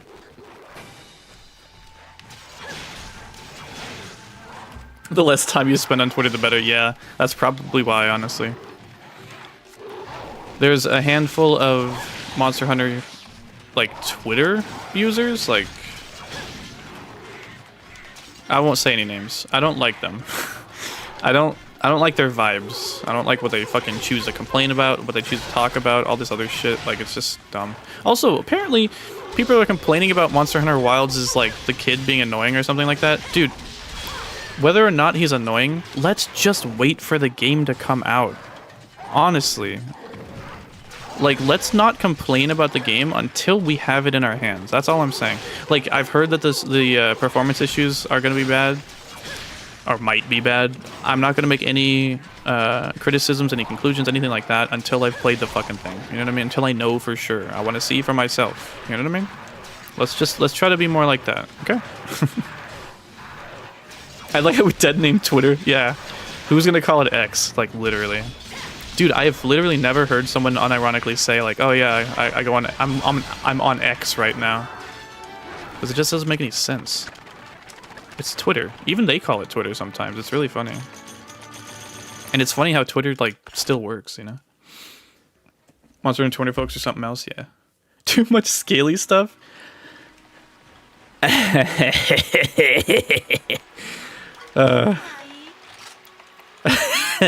No comment. Yeah, already dead. Yeah, we're just kind of we're doing this. Too many weird complaints, some horrible takes. Yeah, honestly. It's weird, man. Like, I don't know. I say some stupid shit. I'll be honest. Like, some things that I probably shouldn't have said. Some things that whatever. Not like, oh, you guys aren't ready for it, but just like stuff that I didn't really have fully formed as opinion or something like that, right? Like, or I didn't know how to say it, or I just don't believe that anymore. Whatever. I say dumb shit, but like, people on Twitter, I swear, it's like they make it their goal to be like as abrasive and inhumane as fucking possible. Like, say what you will about Redditors.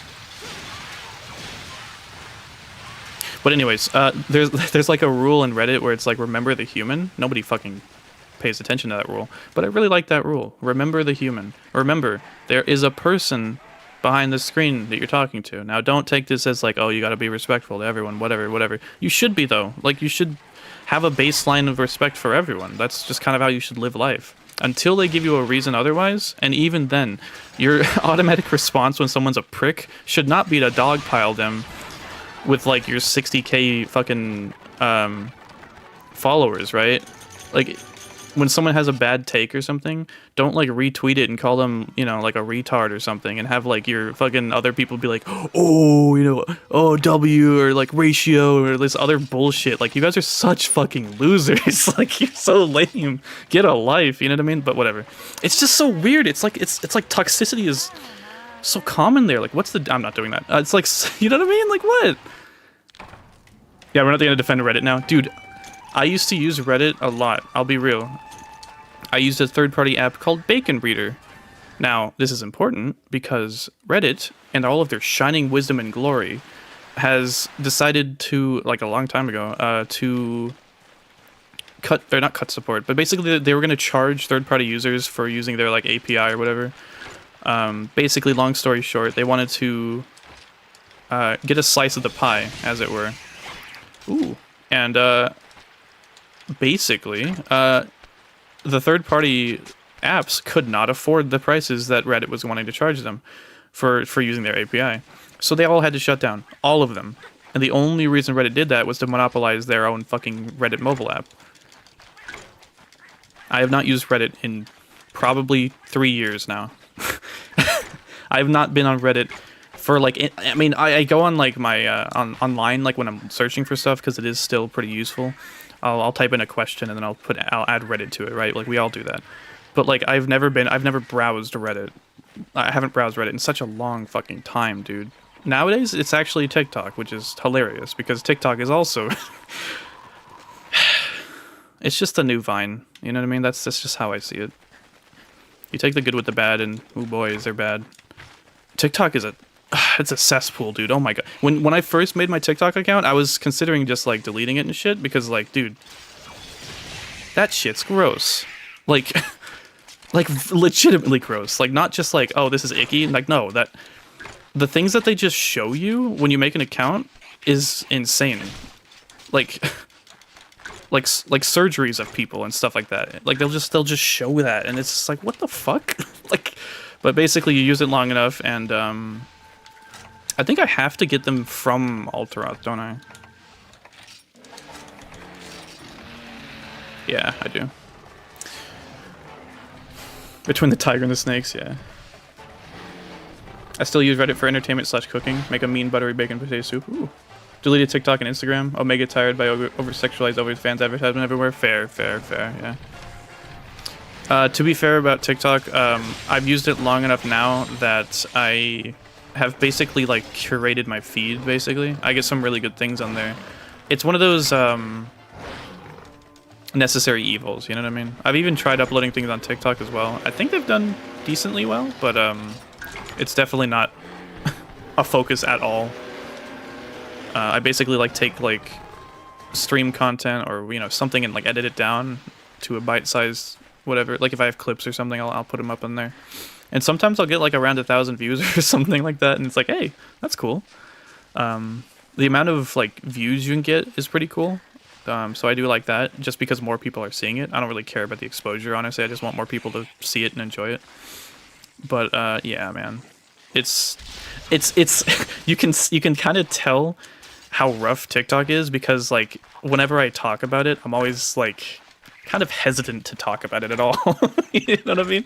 Like I don't want people to hear that I use TikTok, you know what I mean? But I do, so it just sucks, man. I wasn't around for Vine, and Vine had a lot of bangers, so that was part of why I got on TikTok in the first place. I was like, well, this is gonna be the new Vine, and there's a lot of people who do like funny skits and stuff, like Caleb City, I think, moved on there. Although he's kind of he's still I was gonna say he's kind of fallen off, but no, he's still great. Yeah, there's just a lot, and every now and then I'll keep seeing like new people, new creators that are cool. I never like follow and then like check my followers. You know what I mean? I'll follow if I like them, but I just scroll. I just scroll. That's the good part about it. That's the bad part about it. You know, there's no community, at least from what I can tell. Also, yo, I've been seeing a lot of what am I fighting these for?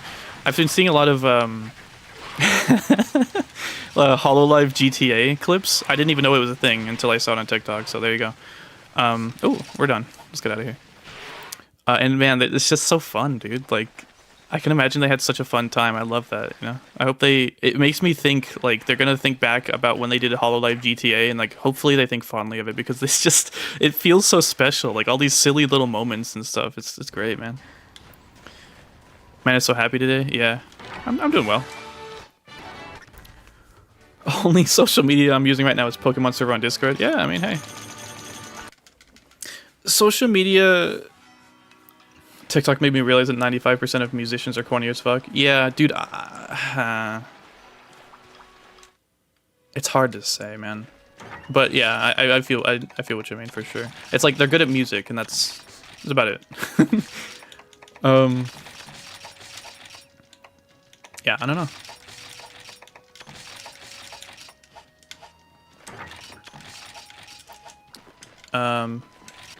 That's sort of just like a different conversation, I suppose. There's a guy named Royal G, plays Valorant. I play Valorant. Every now and then. Against my better judgment. And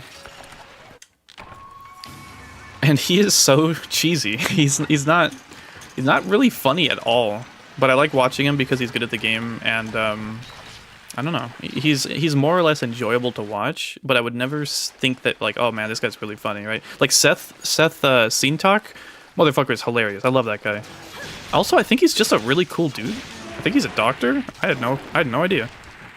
Maxor's videos very funny, like improper, inaccurate. What is it called?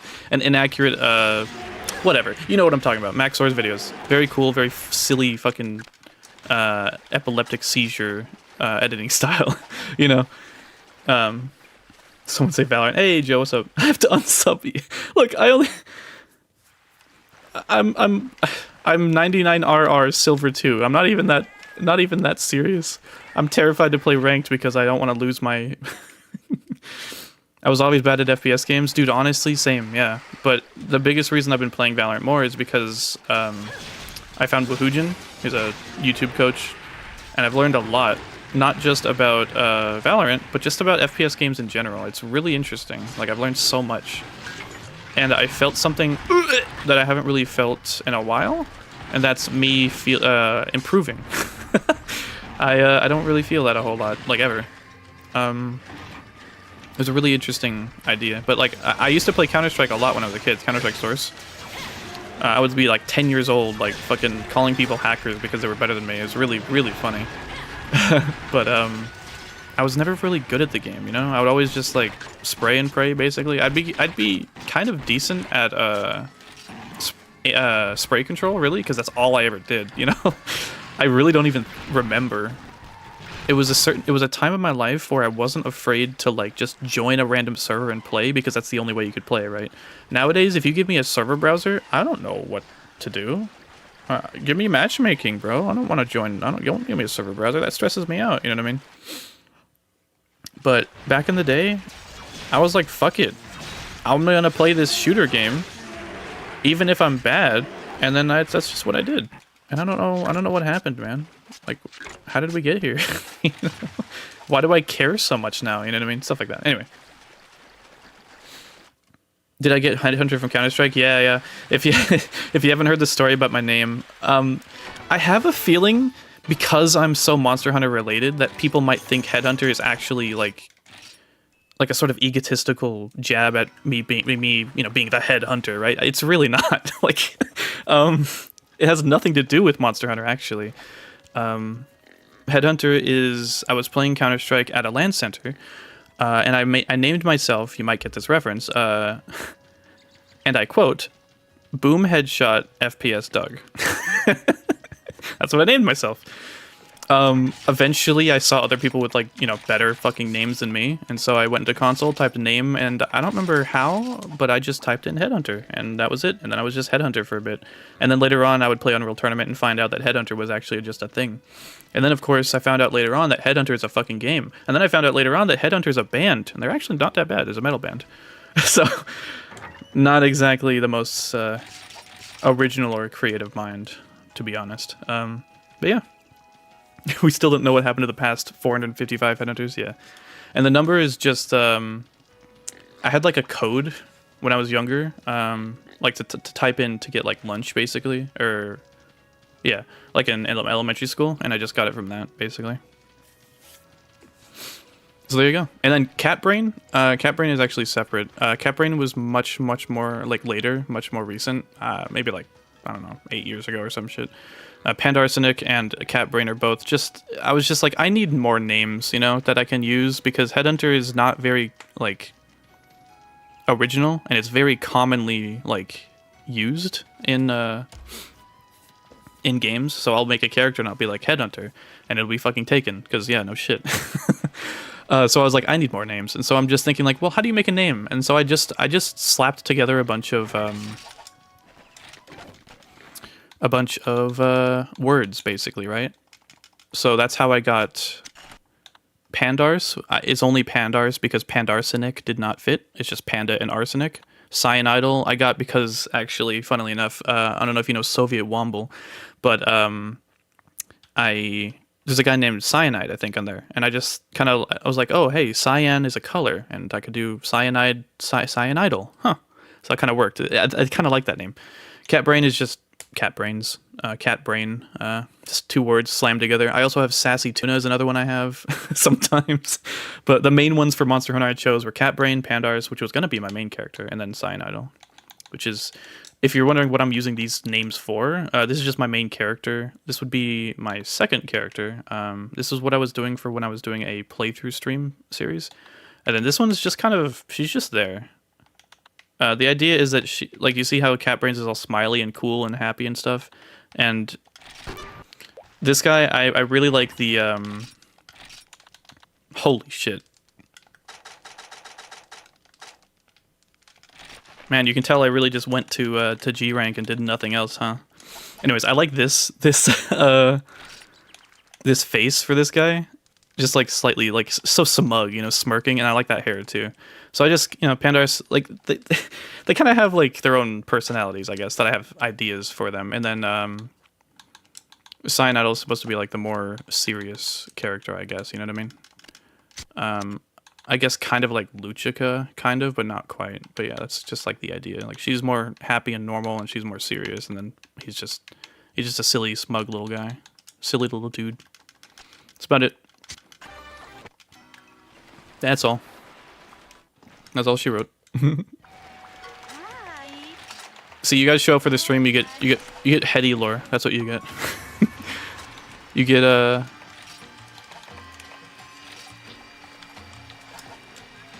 oops. Show up for the stream. Or what is it?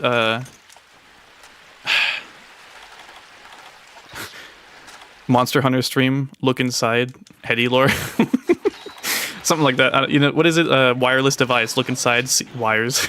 That's such a dumb meme. I love that one so much. But yeah. It's headcanon. Oh my god, that's funny. And then Heady is actually funny. I have a mutual friend. I don't really talk to him too much, but I have a mutual friend with some other friends, and he just likes to give people nicknames, and that's actually how Numbers got his nickname, because his main name is MA3416GT. It's just long string of numbers. You know what I mean? His name before that was Necrosis. But anyways, I used to call him Necro actually for a long time until I was like, all right, we'll call you Numbers. And yeah, so obviously his name being MA34, it's like an anime reference or something. Like, what are you gonna call him, right? And so this guy is just like, I'm just gonna call you Numbers. And then for me, Headhunter. Sometimes people will call me Head. Sometimes people will call me Hunter. Very rarely. And then he's just like, I'm gonna call you Heady, and it's stuck. It's stuck like glue. You know what I'm saying? Like. So I really like it too. Heady's a lot more, it's cute, I like that, and then it's a lot more original than Headhunter, because Headhunter is just, you know, it's whatever, really. When do we start calling him Heady? Pretty much, like at the start, I think, because, I don't know, it's just kind of always been my name. I mean, I have a lot of names, which is maybe kind of frustrating for some people, hopefully not. Because, you know, it's like, what the hell do we call you? Honestly, you can call me John if you want. That's my real name. I don't really care. But yeah, there's Catbrain.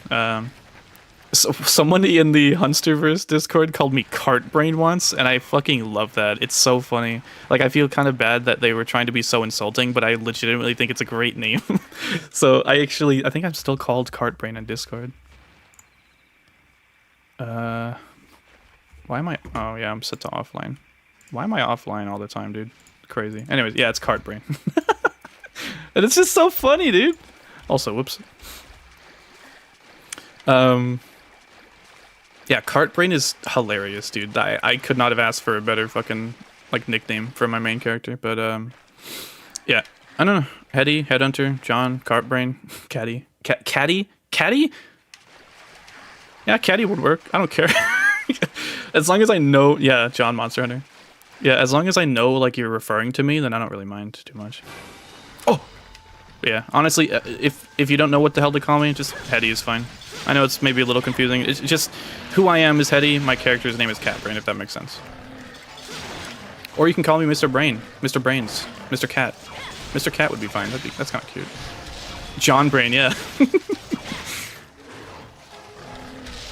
Might be John Monster Hunter, that's pretty funny.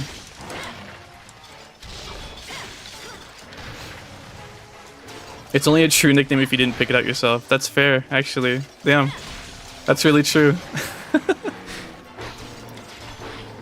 I usually go by LP Hero because there was a sign at work asking for us to be a loss prevention hero. And I was like, huh, those are my initials. Oh, nice. That's pretty cool.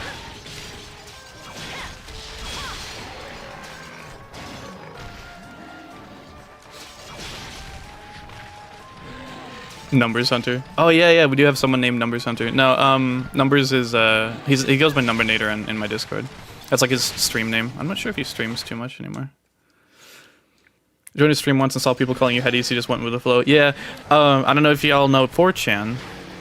Hopefully not. If you do, I'm sorry. But they have a rule. I've never been on 4chan. Let me make that very clear. I've never like interacted or anything. I only know of 4chan. I try to stay away from there. It's an icky, weird fucking place. I mean, we talk about Reddit and TikTok, but anyways, I stay away from the autistic side of the internet as much as possible. Believe it or not. That might actually not be true. Anyways, continuing on. They have a rule called lurk more, right? Lurk more. And basically, if someone is there and they're kind of acting strange or they're acting out of place, right? They're very clearly new to the place. People will just say "fuck off, that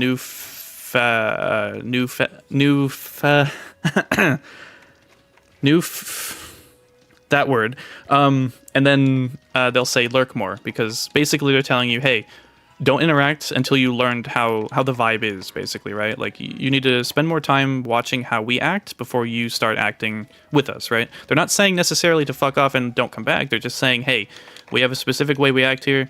You gotta learn that shit before you actually start, you know, posting and shit, I guess, if that makes sense. Now it's just like, whatever, I guess. It's been a long time. It's much more of a popular website that people just go on.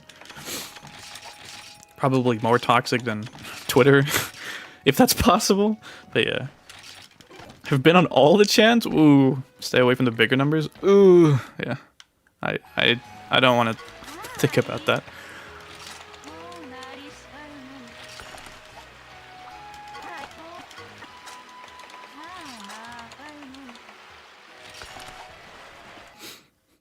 Fortune is somewhere in this world, I think.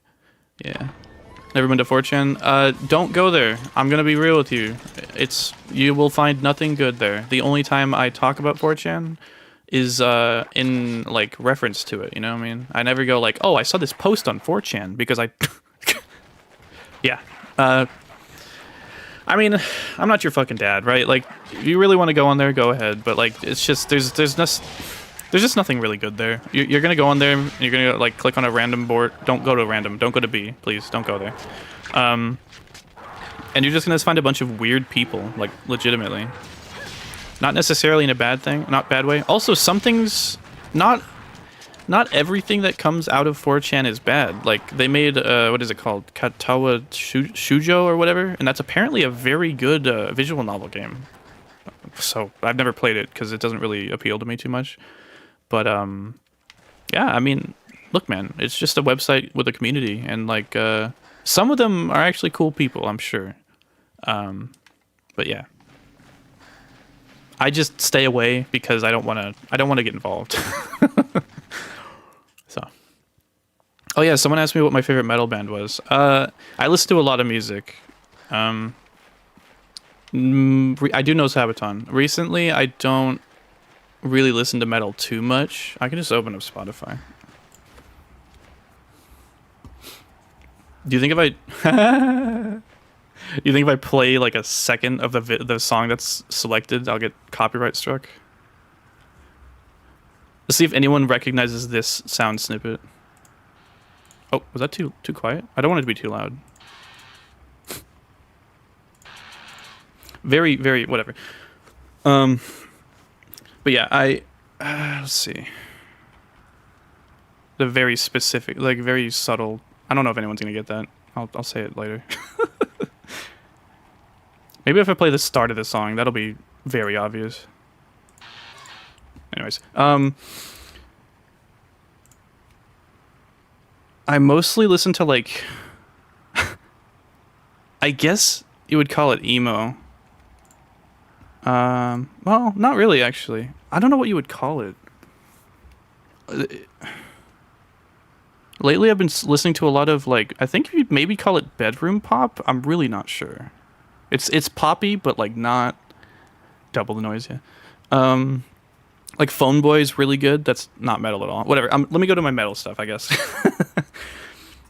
I really like Microwave is fucking awesome. I love Microwave.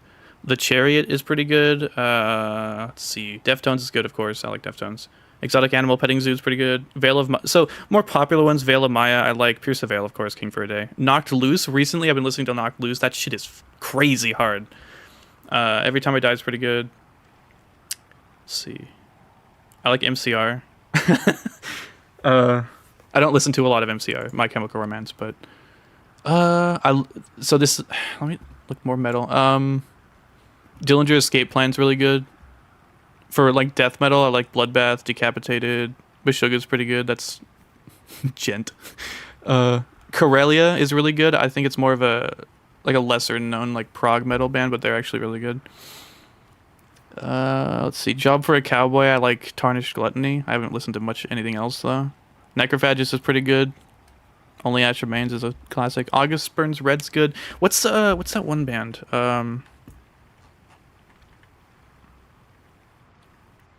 I used to listen to Opeth. Okay, so yeah, Knocked Loose is fucking sick. Carpenter Brute's good. Perturbator's good. Yes. I like what's it called? what would you call it? Fucking. Oh my god, I forgot what it's called. It's dark synthwave. That's what it is. Synthwave in general is really good though. Let's see. What is that one band? Recently, I listened to. I don't think I have it saved in my metal fucking playlist, which is funny. Damn.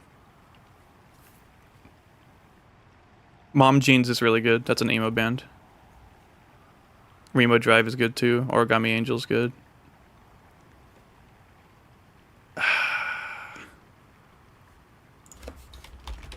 What's it called? King of...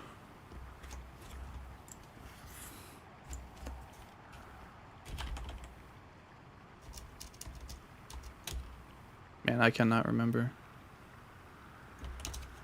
Anyway. The song I was playing earlier was... Dark Cynthia. The song I was playing earlier was by Femptanil. It's Lovesick Cannibal. It's just on my Spotify right now. I really like Dogmatica from Femptanil. That's a crazy song. I don't know if anyone's listened to Femptanil. Femtanyl, but if you like abrasive music, it's good. I listen to a lot of genres. I really like rap sometimes. Aesop Rock is very fucking good. That's like, if I were to say I like one rap artist, it'd probably be Aesop Rock. I like Run the Jewels too, though. Yeah, I could just say like a bunch of names of things. Let's see. Kevin Walkman's cool. Just not any genre in particular. I love... Okay, so I really like Radiohead and Muse. I haven't listened to them in a long time, but they have had a very big influence on me and my writing. Me and music, actually, I grew up listening to the Scorpions. They had an album called, I think, Best of Rockers and Ballads or something like that. And my mom just had that, and we listened to it a lot. So it had Rock You Like a Hurricane, it had Holiday, Vacation. It had a Holiday, it had Still Loving You. My mom loved that song. It was like her favorite song. You know, the best of rockers and ballads. And so that's kind of how my music taste started, I guess. But I never really focused too much. It was always just like, oh, this is the music my mom's liked. I got into high school, and that changed. I started listening to Judas Priest because one of my friends really, that's like his favorite band. Judas Priest is great, don't get me wrong. But then I pretty much quickly went to Iced Earth a little bit. I listened to them a lot early on, and then I also listened to a shit ton of Megadeth, specifically Megadeth. Not really Metallica, so just mostly Megadeth. Megadeth is great. Megadeth is fantastic. Like, I like Megadeth more than Metallica because like they focus more on like groove and stuff like that. But yeah, so my music history is sort of like, you know, Iced Earth had a pretty big impact on me when I was growing up. I remember walking to school with my iPod, listening to Metal Meltdown by Judas Priest and like, you know, Painkiller, stuff like that. Yeah, Megadeth is fantastic, dude. Not so much his more modern stuff, although to be honest, I haven't listened to it at all, so maybe it's good. But man, yeah, like what's it called? A Call to Arms or something like that is fucking great. Like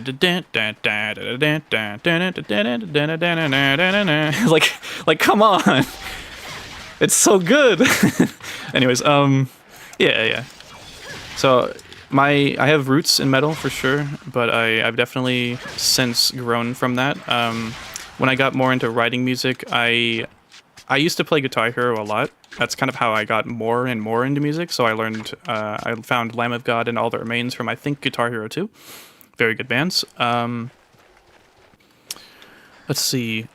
I also found a band called Protest the Hero because they had a song called Palms Red, and it was made in a custom song in Guitar Hero World Tour where you could like make your own songs. Very, very cool.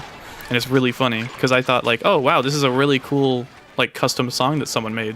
And I found out years later that like, oh no, that was a real song by a real band. And so I started listening to Protest the Hero a lot more. And then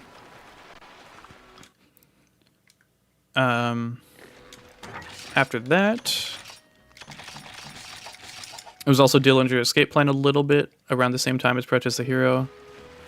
And Gojira. Gojira is a big influence on me. When I started getting more into like writing music and stuff like that, it was Gojira and Protest the Hero were huge for me. Sabaton's the only way you're learning history. Yeah, fair. That's really interesting. I've never really listened to Sabaton too much. Whenever I think of that type of music, I always think of Amon Amarth because it's Viking metal. I'm not really sure what genre Sabaton is, but I feel like it's a similar vibe, if that makes sense. Yeah.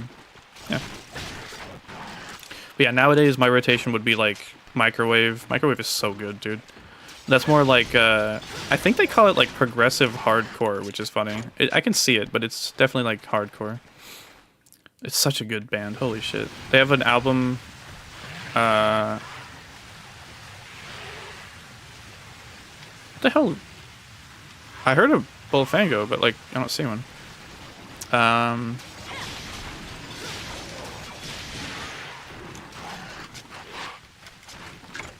I found Microwave through, I think I was on like Discover, like on Spotify, or like on my radio or some shit like that, and it was a song called Vomit, and that album that one is on is very good. I think it's like Something Love or something another. History classes if they were good, yeah. Yeah, I don't know. Let's see what else. Something like more like popular. I don't like try to find music that's like obscure or anything like that. Like I do like pop music, don't get me wrong. I like old music too, but I don't like it specifically, if that makes sense. Like I've listened to Mastodon. I like Baroness a lot, actually. I kind of like Baroness more than Mastodon. Mastodon's great, don't get me wrong, but I like Baroness more. I found them through the song Wanderlust. There's a band called Red Fang, I think? Yeah. And I found them through Prehistoric Dog, and pretty much the only song I've ever heard by them, but it's a good song. The music video is very funny, too. It's just like... it's like these dudes show up, and like, to like a park, and there's some LARPers, and like, they call them a bunch of nerds, and the nerds are just like, whatever. And so what the dudes do is they go home, they take like all of their like all their beer cans and stuff, because they like drink a lot. Like throughout the whole music video, like as they're playing music, like their room just gets full of beer cans, like PBR and shit. And so they make like their own LARP outfits out of like beer cans and like the boxes the beers would come in. And then they go to the park, and then they beat the shit out of the guys. But what the nerds do is that they run away to their cars, and like the knight will go to his car and grab a real sword and come back and like cut the dude's arm off. And then he would freak out because he just cut the dude's arm off. And then like the one of the funniest parts is like the wizard guy ran to his car and grabbed a staff, and he just like comes back and just like shoots a lightning bolt or something, like a real one. It's really silly, but. I'm not one for specific bands. I just get music that I like and make a big playlist with them. Yeah, nowadays I don't really listen to specific bands. I just like kind of like have Spotify DJ kind of do its thing. You know what I mean? But a lot of the things do keep coming on in my rotation, and I do add them to like my favorites. And sometimes I take notice. Like there's a guy named Landon Conrath, makes pretty good music. What's that one? D4VD David. He made Romantic Homicide, I think it's called. He's like, I'm scared, feels like you don't care. That one, really fucking cool. I heard that on TikTok, and then I found it later, so that one's a great song. But yeah, besides that, I don't know, man.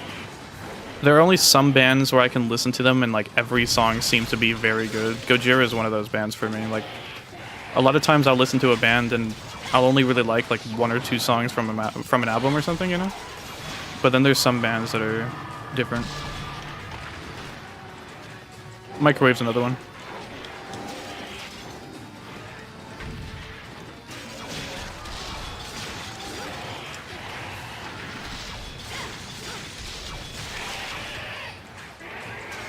What's funny is, I was thinking about this earlier. I've been talking with a friend.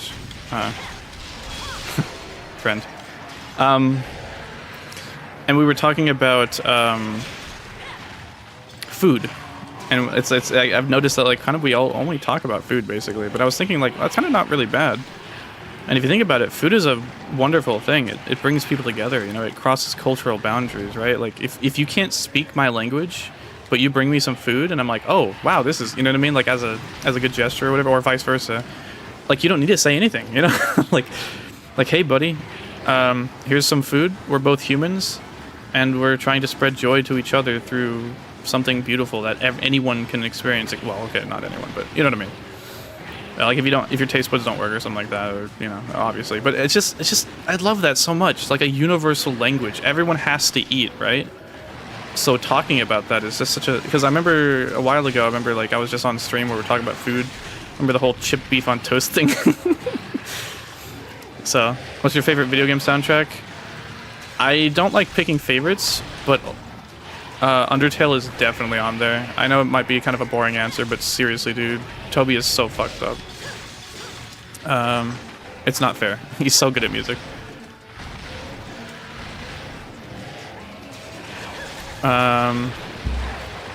Like A Hat in Time has some pretty good music, but I wouldn't really say it's like my favorite. It's definitely up there, but you know what I mean? Fury has some good music. Helldivers is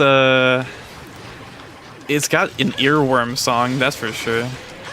But I don't know if I'd say it's like a good song. It's not bad, don't get me wrong, but I don't know. Yeah, Undertale is amazing, dude. Like the leitmotifs, the vibes, like I didn't realize how much of the music that I loved until like my friend would like pick the songs on like rhythm games and stuff, because they're on like a bunch of rhythm games. And like fucking Spider Dance, Death by Glamour, like Bone Truzzle. Dude, like Toby doesn't miss. Da da da da da da da da da. I think it was like Asgore or something like that. And then how it goes into Determination. Da da da da da da da. I can't really do it because it's kind of more specific, but you know the Determination song that plays when you die, and you find out that song that plays when you die isn't supposed to be a sad song, it's supposed to be encouraging, and it's like, whoa, goosebumps, you know what I mean? Like, yeah, Spider Dance is so good. And like Toby's just like a fucking great pianist, you know what I mean? And so he just like writes music for piano, I think, and then puts like Earthbound? Puts like Earthbound samples on it, or sound fonts. Which, I mean, hey, it works. Oh, and fucking I didn't realize for a long time. I was just like, oh, I don't really care too much. But Big Shot, is it called Big Shot? God, it's such a good song. And oh man, fucking the World Revolving, the Jebel song. Oh, come on, dude, you can't be making this music. It's so good. Yeah, Deltarune. I guess I always think of Undertale and Deltarune at the same time, so both of them have fantastic soundtracks. I'm sure there's other video game soundtracks that I really like too. Monster Hunter, of course, has good music. I love the steel drum usage in 3rd gen.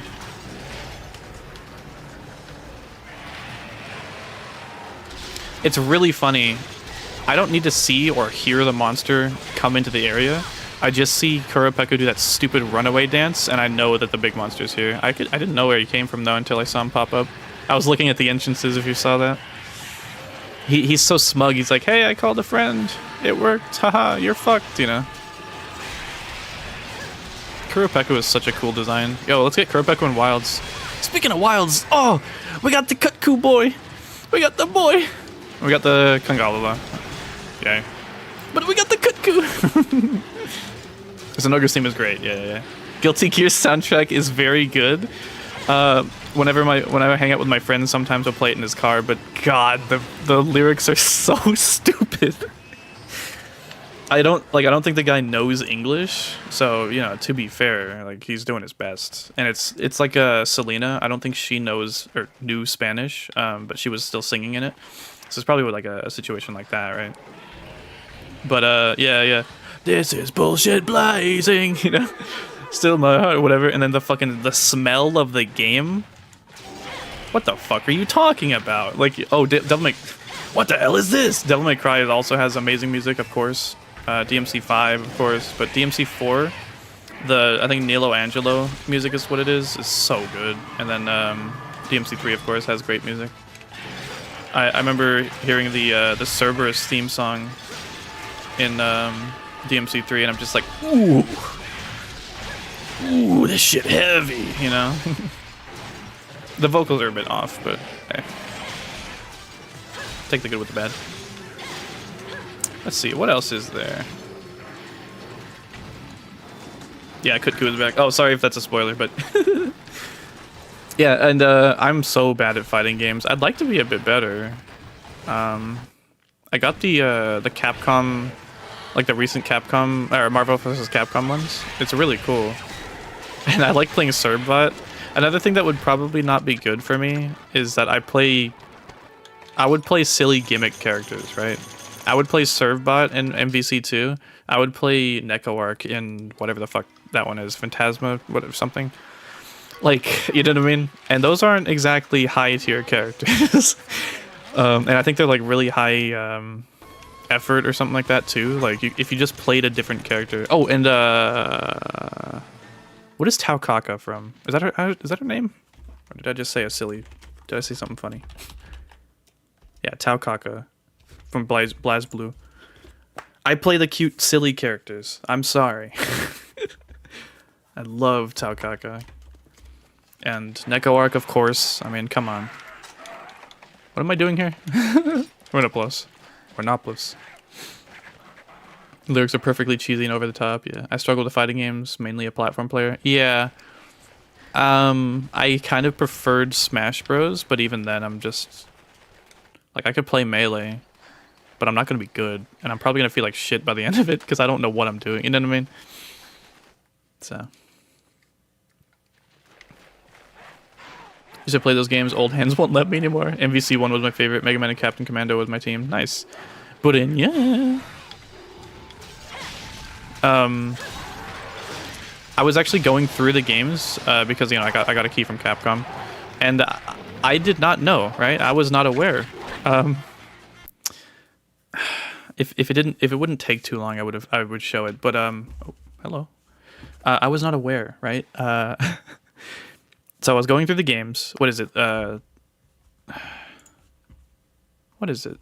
Like Children of the Atom, X-Men versus Street Fighter. What all these games, right? I'm like, oh, okay. There's like eight characters per game, basically, right? At most. Some of them have like 6 or something like that, right? And then you get to Marvel vs. Capcom 2. Holy shit! Like, wow. They did not hold back. I mean, they had a lot of characters to pull from the other games, sure. But man, that game has like fucking 40 characters in it. It's insane. So I always play fighting game characters that are regular dudes like Axel Low. Hey, I mean that's fair. I play the silly goofy ones, and if there's not a silly goofy one like Talim from Soul Calibur, I always choose characters based on like how they appeal to me, and then I figure out the mechanics after. You know what I mean? And that's how I recommend people pick weapons in Monster Hunter. 56. That's crazy, dude. Because if you compare them to like the other ones, yeah, there's like at most like I think like 10 per game. It's really funny. 56. It's so funny. And then what's the music? It's like I want to take you for a ride or something like that. Like my mains always end up being edgy bastards. Hey, you know, I would probably play Faust in Guilty Gear. Maybe not though. I don't really know. Oh no, I would play Mei. I know. I would play Mei. Dotsugeki! You know what's really funny? Soul Bad Guy. I always thought of him as like, haha, he's a very silly character, but he's actually kind of fucking badass. Like once I learned about the lore and everything and about dragon installs, like there was that video explaining like the history of dragon installs and all that. Honestly, super cool how he's like a weapon, like a gear or whatever, and then he takes his bandana off, which is like his limiter, and he turns into like a demon. That's fucking cool, man. He goes into Devil Trigger mode. I already really like the idea of Devil Trigger, or like just I guess you'll call them transformations, like Dragon Ball Z. But yeah, I don't know. It's just I don't know. It's really cool. Jacko is Strive's silly character. There you go. I'd probably play Mei though. God, I really like Mei. She's cute. I either play the cute character. Wow, I almost said gay. I think. Anyways, I either play the cute character or the silly one, or both. In the case of NecoArc. That one video of NecoArc and what is it, Arcuid or whatever. And she's like, "You took everything from no." It's funny. Yeah, Capcom made original characters specifically for MVC2, and they never appeared in future Capcom games since. I saw that when I was looking up the characters. I think there's what Sun. There's a cactus dude. Like Sun looks cool as fuck too. It's basically Son Goku. Like it's just which is basically just Sun Wukong. So I mean, yeah, she has like an ability where she turns into a great ape. Like come on, it's fucking cool, man. She has the what's the staff called in Dragon Ball? Oh my god. The staff, the one. Dragon Ball is so... Amingo and Ruby Heart and Sun. Yeah. Was there 4 or just 3? I think there might have been 4. Yeah, Dragon Ball transformations in games. They don't make them like they used to. Yeah. Yo, Sparking Zero is looking pretty fucking cool. Amingo is the cactus guy, right? Yeah, Nyobu staff. That's what it is. Thank you. Yeah, she has the staff basically. It can grow longer. It can be huge. She's just Sun Wukong. She's really cool. So.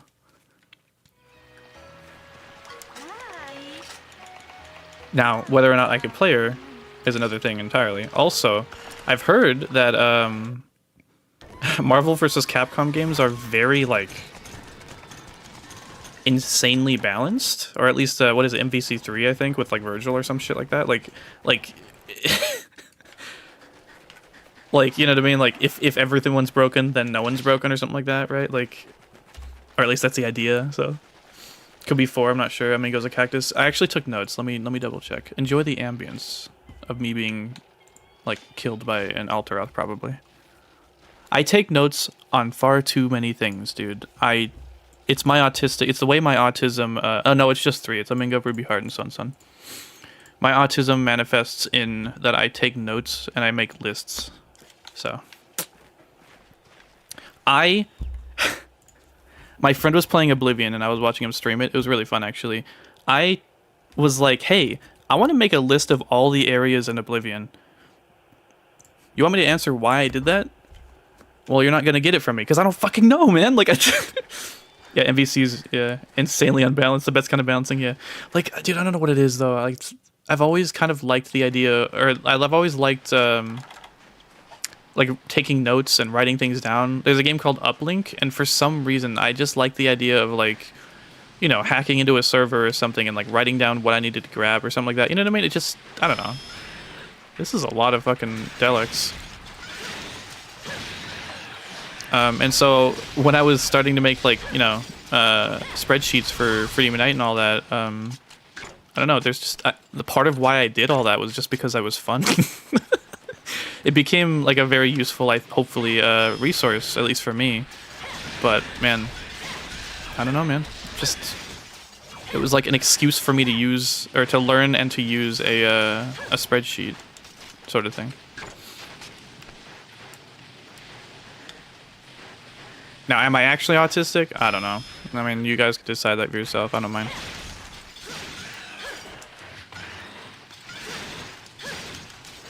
Bastard!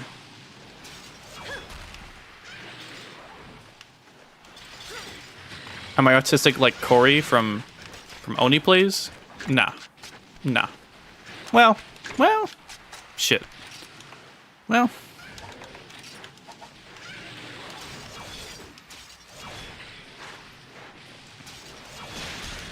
Oh, Gorillaz is pretty good too. Going back to music, I'm not a huge Gorillaz fan, but I do like a couple of songs. I really like I'll probably like the songs that that Gorillaz fans don't like. People fishing before rods were invented. Yeah, nice. Here, let me grab my bomb for this fishing expedition. There's a song called Charger by Gorillaz. I really like that one. Like Charger, yeah. It's just a great song. I obviously love, of course, like get back here.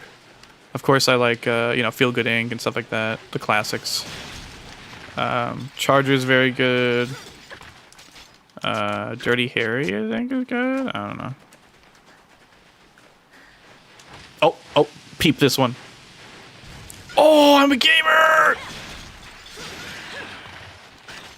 He's not dead. No. Yeah.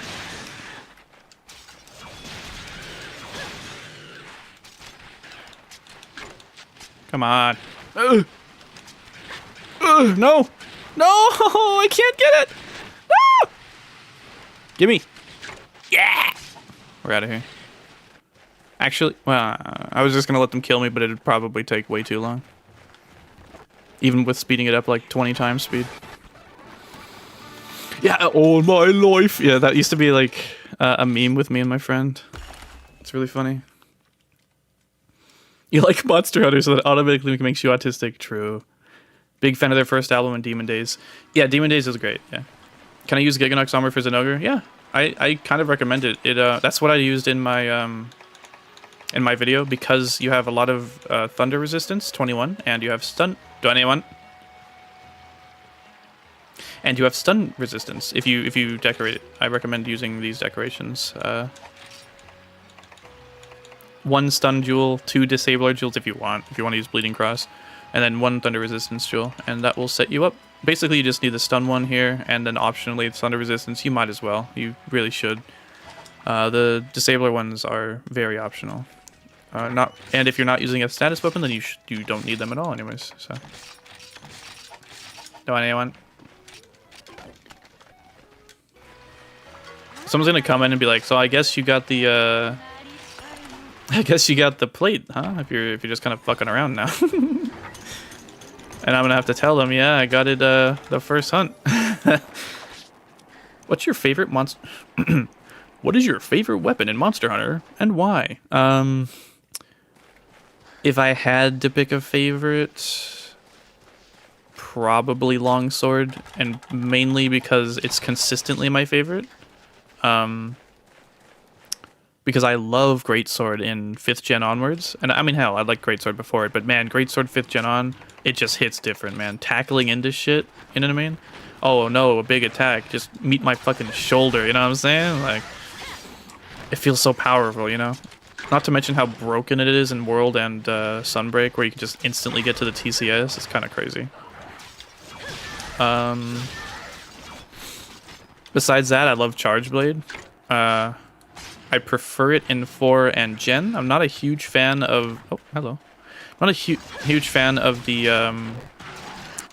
like the fade slash attacks that you get, you know? Because I most of the time do them on accident. But they are cool.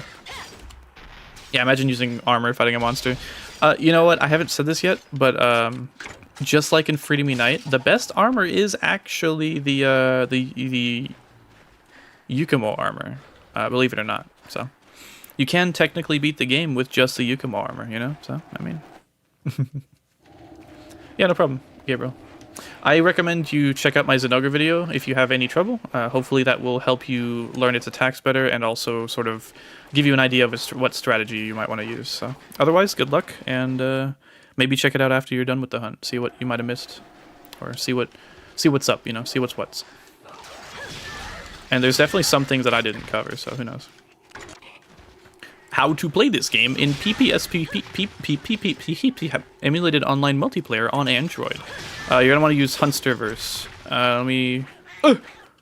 Oops, I pushed the wrong button. Can't have shit out in Detroit. God damn. Let me find the link. I found the link. Oh, there you go. Go there, follow the instructions. There should be links specifically for Android. Just follow the instructions carefully. If you do have issues or need some help troubleshooting, you should join their Discord. You're going to need to join their Discord anyways, so you should just join the Discord anyways. And yeah, I mean, just try to follow it very carefully. Try to be, you know, try not to miss any steps. If you do run into issues, sometimes things just happen. Just, you know, yeah, can't have shit in Yukumo. You know, just once you set it up, also it should basically be set up, and you'll be good. So you know, just be a little patient when you set it up.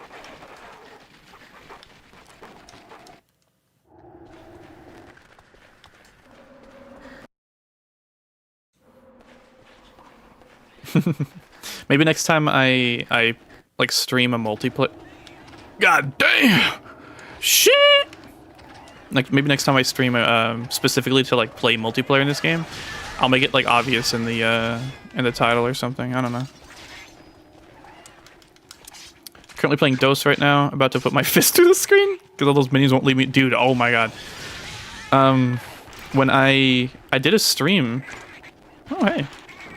I did a stream playing Dose, and yeah, I fully understand what you mean, dude. I'm using a mod that makes it so that I can use like the face keys instead of the right stick to attack, and even with that, like it's absurd, man. It's ridiculous. Oh, also, it's funny to put this here. 2 hours, 38 minutes, and 28 seconds into this stream, but I might be giving up on the Wild Hearts stream playthrough. Because it seems to be very unstable. Like, please don't fart. Oh, no. It sucks, man. Dude, like, they really fucked it up with the lack of optimization, dude. Like, I don't know what their deal is, but... Like, I don't know, man. I had errors both times I streamed. After, like, around 3 hours, basically. It just... Something happened, and I don't know. I'm a little concerned about it. So if I do end up playing through it, it'll probably be after, I don't know, another PC upgrade? I don't know. Sucks, but... Blame Koei Tecmo, because you know for damn sure that's who I'm blaming. They fucked it up. They dropped the ball. Finished Dose last week. Breaks art translation to Dose plus controls. Yeah. The only reason I managed to beat that game is because the Gypceros Sword and Shield is busted in ways unknowable to man. Ooh. Okay, good to know. The PC version is that bad? Yeah. Yeah, it is. First stream ended when it crashed. I'm halfway through the second video now. I mean, I do want to play through it. I really do. Firstly, I don't think many people really care. That's not really going to influence it too much, but it does somewhat influence me. That's why I don't stream other games too much on this channel. It's going to be Monster Hunter or Monster Hunter-like games, pretty much until I comfortably can get a decent amount of viewers. But I may revisit Wild Hearts, if not as stream, maybe videos. I don't know. I really don't know. Yeah, man. It's just... Final version craftable and low rank. Holy shit. Green sharpness and 350 poison. Damn. There you go. Yeah, it's just... The issues with optimization in Wild Hearts are quite bad. I've said that a lot over the years.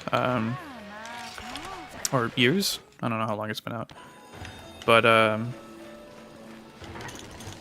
yeah, man. Koei Tecmo has a history of having bad ports, just period. And Koei Tecmo also made Tokiden Kiwami, or Tokaiden Kiwami, and Tokiden 2. And I would love to play those games off and on stream, you know what I mean? So, yeah, see, Tokiden 2 on PC wasn't that great either, but I liked it, mostly because I played on Vita, yeah. I would love to stream those, I would love to maybe make content on them, but if it's a shitty PC port, then I really don't fucking know, man. It's just... It sucks. It really... That's all I can say about it is, like... You know what I mean? Like, whatever led to this being an issue, I swear it's becoming more and more common. Like, you know, and I hope that this is not what's going to happen with Wilds, because, like, I upgraded my PC, dog. Like, I'll do it again, but, like... At what point is it now on the developer's shoulders to make a game that isn't performing like total dog shit? You know what I mean? Like legitimately. At what point does it stop being gamer entitlement and starts being, hey, developers, you gotta step up to the plate, because like seriously, you're charging like 60, 70 bucks per fucking title. I understand it takes a lot of time, a lot of skill, a lot of effort, a lot of whatever. I get it. I really do. But there are just some things that are and are not acceptable, and this shit is fucking not acceptable. Like, if you need to make the game look worse, fucking do that, because that is way more preferable to the game just not being playable. Like, I would rather, you know, 1 million people play a less nice looking game than maybe 10,000 or 100,000 people playing a game that looks a little bit better. You know what I mean? Like, what's the problem? You know, is that so hard to figure out? So, I don't know. Because as I was growing up, I would try to, like, you know, learn mapping and some other stuff like that. And from what I understand, there's a lot of little tricks that developers would constantly use to make sure that optimization was good, right? Like, culling is a big one, right? Culling is just... I'm dead. Culling is basically like, do not render the things that the player cannot see. That means things that the player literally cannot see because it's behind them, but also things that are behind walls. And I swear to fucking God, if I could, like, get a free cam in Wild Hearts, or like a handful of the games that have been released nowadays, and if I could, like, you know, move the camera where my player isn't and see what is or isn't being rendered, I swear, I'm sure that most of the level is rendered or something, you know what I mean? And that's just like, what are you doing? You know what I mean? Like, what? Why are you doing this? Yeah, computers are more powerful now. That doesn't mean you don't need to optimize your shit. Again, I really don't want to sound like, oh, hey, you know, let me play on my fucking Pentium processor or whatever. I don't fucking know computer parts, dude. For reference, my computer is... Jesus, how do I find this? I don't want to open up Specky. I never look at this. My computer is an i7 what is it? i7 13700K 3.4 gigahertz. A pretty, like, the best CPU I've ever had, obviously. I have 16 gigabytes of RAM. It says 15.8 gigabytes is usable, and I have... Why is it not showing me the GPU? I'm just gonna run Specky, whatever. It's my computer, sorry. It's my computer too, I don't want to update. What the fuck? Yeah. So I have a GeForce RTX 4060, so it's not a 4070. Oh boy. GeForce RTX 4060, a Intel i7 13700K 13th gen Intel core, whatever, with 16 gigs of RAM, right? It's a pretty beefy computer, I think. You know, it's the best computer I've ever had, obviously, because that's how upgrades work. Like, is that really not enough? Is that really not enough? You know what I mean? Like, these are, I hope these are, like, relatively good cards and good chips, like... And you're telling me that, like, with a 4070, Wilds is gonna run at, like, I don't know, 30 or, I don't know, 60 with frame gen? Like, what the fuck? Why? Literally, why? And we had performance issues in Dragon's Dogma 2. We had performance issues, I believe, kind of in World, honestly. At least I did, but my computer wasn't so good. It's just like, what? How much VRAM? I believe it's 6 gigabytes. It could be 8. Let me check. Because VRAM is, unfortunately, god damn it. VRAM is, unfortunately, very important as well. I have... Where would I find this? 4 gigs? There's no way it's 4. Oh, wait, what? It says 4 gigs of physical memory and 4 gigs of virtual memory, so I think it's 8 gigs? I don't know, man. I'm not a computer person, which is funny. Yeah, don't be mean to the multi-million-dollar corporations and their $400 million games, yeah. It's just because, personally, I don't really look at gaming and gaming companies as, like, oh, the big corporate conglomerates. I see it as developers, you know, the people working on the games themselves, right? The people who are passionate about their product. People who are working on this thing and maybe even love the thing they're working on specifically, right? They might just be like...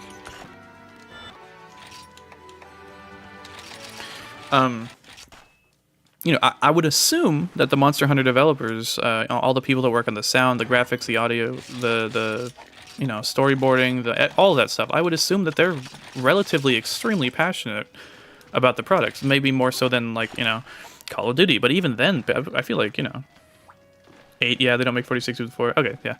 That's interesting. Specky tells me it's, you know, 4 physical and 4 virtual. That's very interesting. I wonder how much that makes of a difference. But, yeah, I mean, so I don't want to, like, shit all over what they're doing. You know what I mean? I really don't. But, like, seriously, like, and honestly, I don't think it's really their fault. Like, I'm pointing my fingers at the management. I'm pointing my fingers at the director because it's their job to make sure that things turn out the way that they do. You know what I mean? Like, a good director can make a game amazing. I mean, I wouldn't say Kojima is a master or anything like that, but he is very good. And like, you can see that his games, the ones that he directs, like, they have a very, very specific style, and like, it works. He's very good at what he does. You know what I mean? I don't know enough about gaming in general, but yeah, I don't know. You know what I mean? Like, it's just, I don't really blame the people who are sort of lower on the totem pole as much as I am blaming the people on the top, because what I'm assuming is that they're saying like, hey, let's cut corners to, have lower costs so we can have more profits, so we can make the fucking shareholders happier. I don't want to get into all that, but like, you know, all I want, period, is for people to do what they are passionate about, to work on what they are passionate about, to release the things that they are passionate about. You know what I mean? And I understand that we don't, in a perfect world, men like me should not exist, yada yada, we do not live in a perfect world. Like, I get it. Things aren't perfect. Things aren't ideal, right? That's an idyllic sort of, right? Way to look at worlds, but, I mean? Yeah. So, like, it's like, I can only assume Koei Tecmo's ports are dog shit, because they're like, oh, we can make more money if we release this on different systems, So why don't we get that going? Hey, Phil, why don't you work on this porting situation? Should be done in a couple weeks, right? It's like, sir, that is not the fuck how porting works. You know what I mean? Yeah, getting paid fairly for your work. Yeah, exactly. Lately, they've been hiring the wrong people to manage these games, and they're more passionate about pushing a message than making a good game. I don't know about that. As an indie dev and someday hopefully an industry worker, I think the biggest sign to performance of Wilds is whether it caches everything and first startup like Risebreak did or not. Yeah, there's this one, funnily enough, how I learned about that. There's a game. Is it called Blood Thief? Let me find it. Is it called Blood Thief? Yes, Blood Thief. There's a YouTube video where this guy talks about Blood Thief, his indie game that he's working on. It's basically like a speedrun sort of first-person shooter, parkour sort of game like that. And he was talking about how he had issues running into issues with optimization, and he wanted his thing to be hyper optimized because his game is very low quality or fidelity, I guess, right? Like, you could run this shit pretty easily on modern hardware, but he didn't care. He wanted this thing to give you like thousands of frames per second on good hardware and like 60 stable on like really shitty potato. You know what I mean? And that's sick. That is awesome. And an issue he ran into was that he was getting stuttering, and like as he would enter new rooms, basically his game would like stutter and like stop, but only right when he entered it. And so he figured like, why the hell is this happening? And what it turned out was it's really funny. The way he fixed it is so fun. But basically, every time you entered a new room, the game would have to like cache like the shaders or whatever, right? Like that, right? Yeah. I'm not sure about time going native, but basically what he did was to fix his issue, he recorded a demo of himself playing through the level and sped it up to 100 times or something like that, and just put a black screen over the over the display and had a fake loading bar showing. So basically, a demo of him running through the level very quickly, sped up, would be playing in the background, but you wouldn't see it. You would just see a fake loading bar, and then once the game would load fully, it would place you where you were supposed to be, and everything would be loaded basically in your computer's like cache or whatever, and the stuttering was gone. And it's like, that's so smart. That's so cool. It's just stuff like that, right? Like that stuff makes me think about all the little tricks that developers had to do. They literally had to do it because like they were trying to do stuff that like the hardware that they had just could not support. All the little tricks that they had to do, like baking lighting, for example. Like lighting could not be real time. You know what I mean? Or if it could, then it was very expensive, all this other shit, right?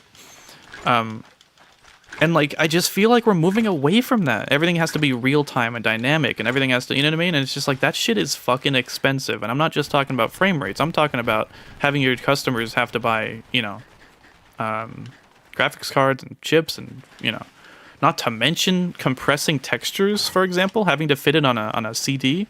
They had to compress textures a lot, you know what I mean?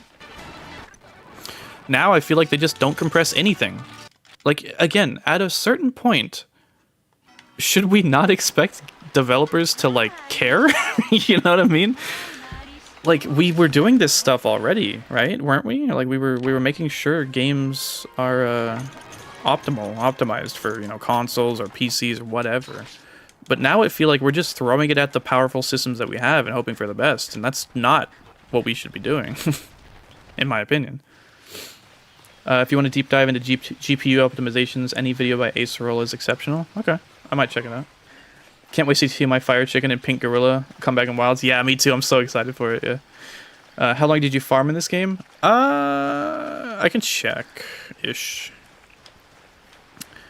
I have a... What am I doing here? Oh my god.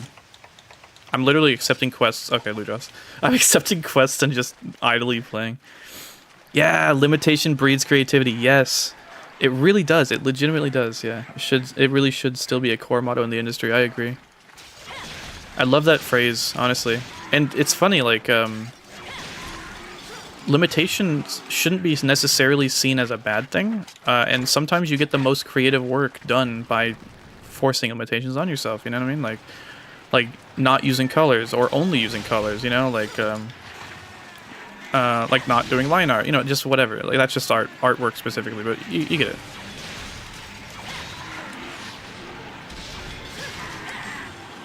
For the Spyro Remake trilogy, they played the game and had a computer program copy the movements because the original source code was destroyed. Oof. Hoping to see Legiacris? I am too, yeah. It's funny to think like, oh, you know, yeah, Legiacris, haha. But there honestly might be a chance. I mean, they wanted Legiacris in world. We know that, right? But they like couldn't figure it out or whatever. Fair. But we've had like an entire... That was one generation ago, right? At least like, this is the next generation. You would have thought, hey, we really want Legiacris in world. We can't make it work. They'll be like, oh, well, shit. Okay, that's fine. But then they'd be like, okay, well, let's try to make it work now for the next generation. You know what I mean? Like, maybe there's something more fundamental that they can't really fix. I really hope that's not the case. We don't know the full story, of course. That's okay. But yeah, I agree. I think it'd be really cool to see the Legiacris. Yeah, the new Leviathan is really cool.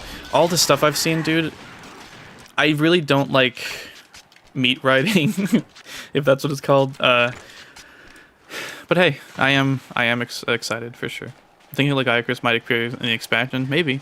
And people are hoping for more frontier monsters, and I'm in the same boat. I really want to say it'd be unlikely not to see at least one frontier monster, right? I mean, maybe I'm wrong. Maybe that's more of a B team thing. Maybe if we don't see it in Wilds, we might just see it in the B team game instead.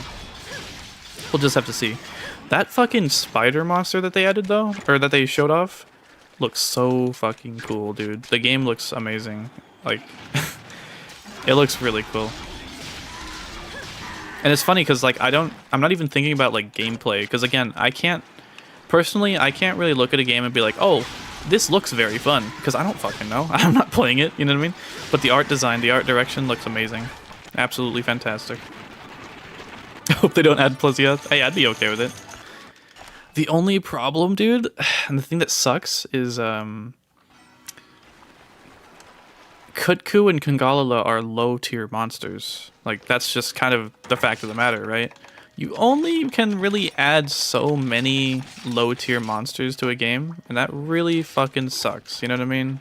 So, for every Kutku we get, that might be a Gypceros that we don't see, right? For every Kungalala we get, that might be, I don't know, Kezu that we don't see, right? Like, sure, they could update them and make them tougher, but that would feel a little out of place as well, so... I don't know. And at a certain point, they do have to add more, new monsters, right? Like, what, Doshiguma and, the other guy. So, what large monsters do you think is hard in each high or HR/slash rank? Speaking of which, let me show you.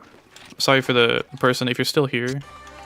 My main save, my main goal has 84 hours on it. I don't know how long it, or I don't know when I finished the game. You know what I mean? And I did definitely get help from other people. So like this isn't solo, right? I did do as much solo as I could. At a certain point, it was just too much, and I needed to ask for help. I honestly think that's normal. So yeah, not Kezu. I'd like to see Kezu 6th gen, but see how fucked up they can make him look. Also, apparently Kezu, the white Kezu, is the albino version. I didn't know that. That's kind of crazy. It's just like the guild found Kezu, the white Kezu first, and assumed that was how they looked. Turns out the red ones are the regular ones, and they're just prone to albinism. I don't know why that makes them weak to fire, but anyways. Yeah, 84 hours is what my main save is on. Oh my god, look at my others. You can see how much time I'm taking here compared to the main save. Jeez. But yeah.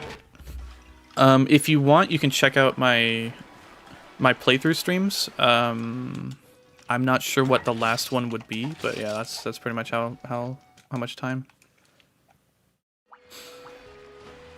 Even though I like seeing it come back, its hip checker really annoying. Yeah, I agree. That's fair. I feel like with all that we have right now, like seeing Plesioth really wouldn't be as bad though. Like we have so many tools now that we didn't have before, and it was a problem before because we didn't have the tools. But now that we have them, I feel like it really wouldn't be that bad. I love Kezu, but it needs a break. I want Giganox to come back. Yeah, that's fair. I agree. I mean, when was the last time we saw? I can answer my question. Hold on. If anyone is wondering, I'll go ahead and paste it. But I made a list of monsters in the games and like what games they were, like, you know, appeared in and all that. Giganox is a 3rd gen monster. Started in Monster Hunter 3. And has only been in 3rd and 3U, apparently. Unless I'm wrong. But that sucks. Yeah, we haven't seen him for almost 3 generations now. That's rough. I really do think Giganox would be cool. Now, Baleful, I don't know if... have we seen Baleful Giganox? I didn't check. I could have checked that too, but... He was up... Oh shit, it's the Window Bird! Yeah... So, unfortunately, I did get the plate on my first hunt, so... right now, I'm kind of just vibing, and, it's funny how I'm still just using the Giganox set. It's just a cool set. I like this armor. I didn't even think about it. But, yeah. Sorry. I could... You know what? I'll fight Rathalos after this. Because I have been just doing, like, random shit for a minute, so... This'll be over, like, within 5 seconds after finding him. Because he's just a great Jaggy. 3 ultimate was his last appearance. Yeah, that's rough. All that information from that spreadsheet I made is just from like the wiki. So some things could be wrong. Some things could be a little off because it was a lot of information to sift through. But yeah, Pooper Ludroth. Note in all caps. Somehow they made it harder. Yeah, those are my personal notes. Some of them are sort of old notes, but yeah, dude, I don't know what it is about Ludroth, but I've always had trouble with Ludroth. And it's funny because it's just like a low tier monster. It's a low tier god, literally.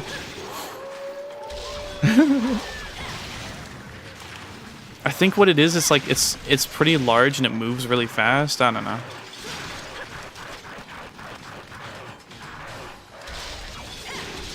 Oh, goodbye.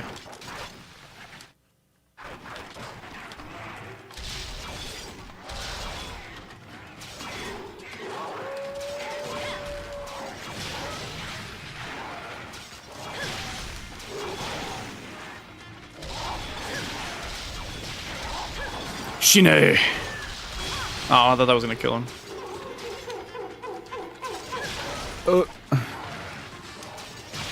There it is.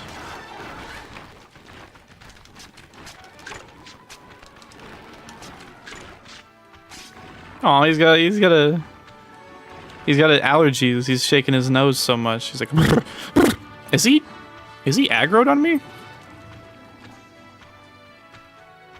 Huh.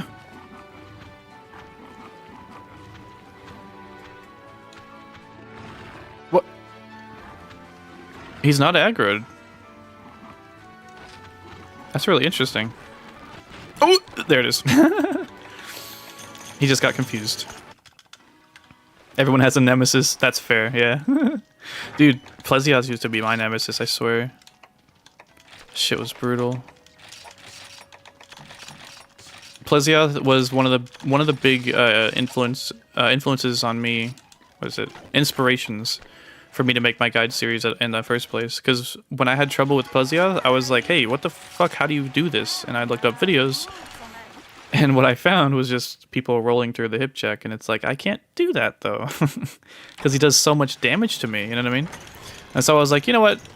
What if I just like made my own guide series? Because this game is really hard, and so I just kind of started.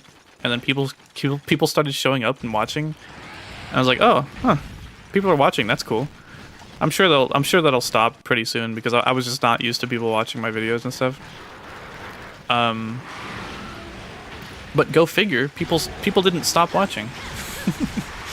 And I was like, okay, I keep getting subscribers. All right, I keep getting like 5, 10, or, 5 subscribers per day. Or well, at the time I think it was like 1, maybe 2. 3 if I was lucky getting subscribers a day. I'm like, okay, I keep getting subscribers, that's really cool, but I mean, eventually it's gonna stop, right? Well, go figure. Yeah, fine, I'll do it myself. Yeah, go figure. I mean, I just keep getting subscribers, and it's like, damn, okay, I'll keep going. And then people started commenting, and then people, I was like, oh shit, people actually want to see my videos. Maybe I should actually like take it more seriously. And it's just kind of it just kept going, and here we are. And honestly, it's been one of the better parts of my life, which is really funny and a pretty common thing I think people in my position say, but it's true. I mean, I have a fucking Discord with like I don't know how many people. I think like 1,000 almost. Like that's insane. I never thought that would happen, and I've had to figure out how to manage all of that, and that has led to me doing some really dumb shit and continuing to do some dumb shit. But hey, I mean, with every mistake is an opportunity for improvement.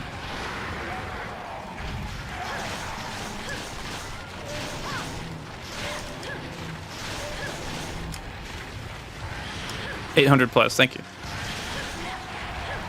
And then the subscribers on YouTube is 15,000. That's insane. And I would tell like my mom and to my friends like, yo, yeah, I got like 9,000 subscribers. I got like and I'll tell them like, yeah, I'm making some money on YouTube, and they're like, really? I'm like, yeah, like $30 like every month, kind of basically. And there's a YouTuber or a content creator called Disguised Toast. He basically plays Hearthstone. I should watch him more actually. I thought about that a bit ago. He really inspired me. He made a video detailing how his system works, how he makes money, right? And I thought that was a really fascinating video. And I thought like, hey, I mean, I'm sure my viewers would kind of like to see like, the behind the scenes stuff, right? The real part of what this is. Because yeah, sure, I make YouTube videos, yeah, whatever. How do I do it? How do I keep doing it, right? Well, I'm fucked.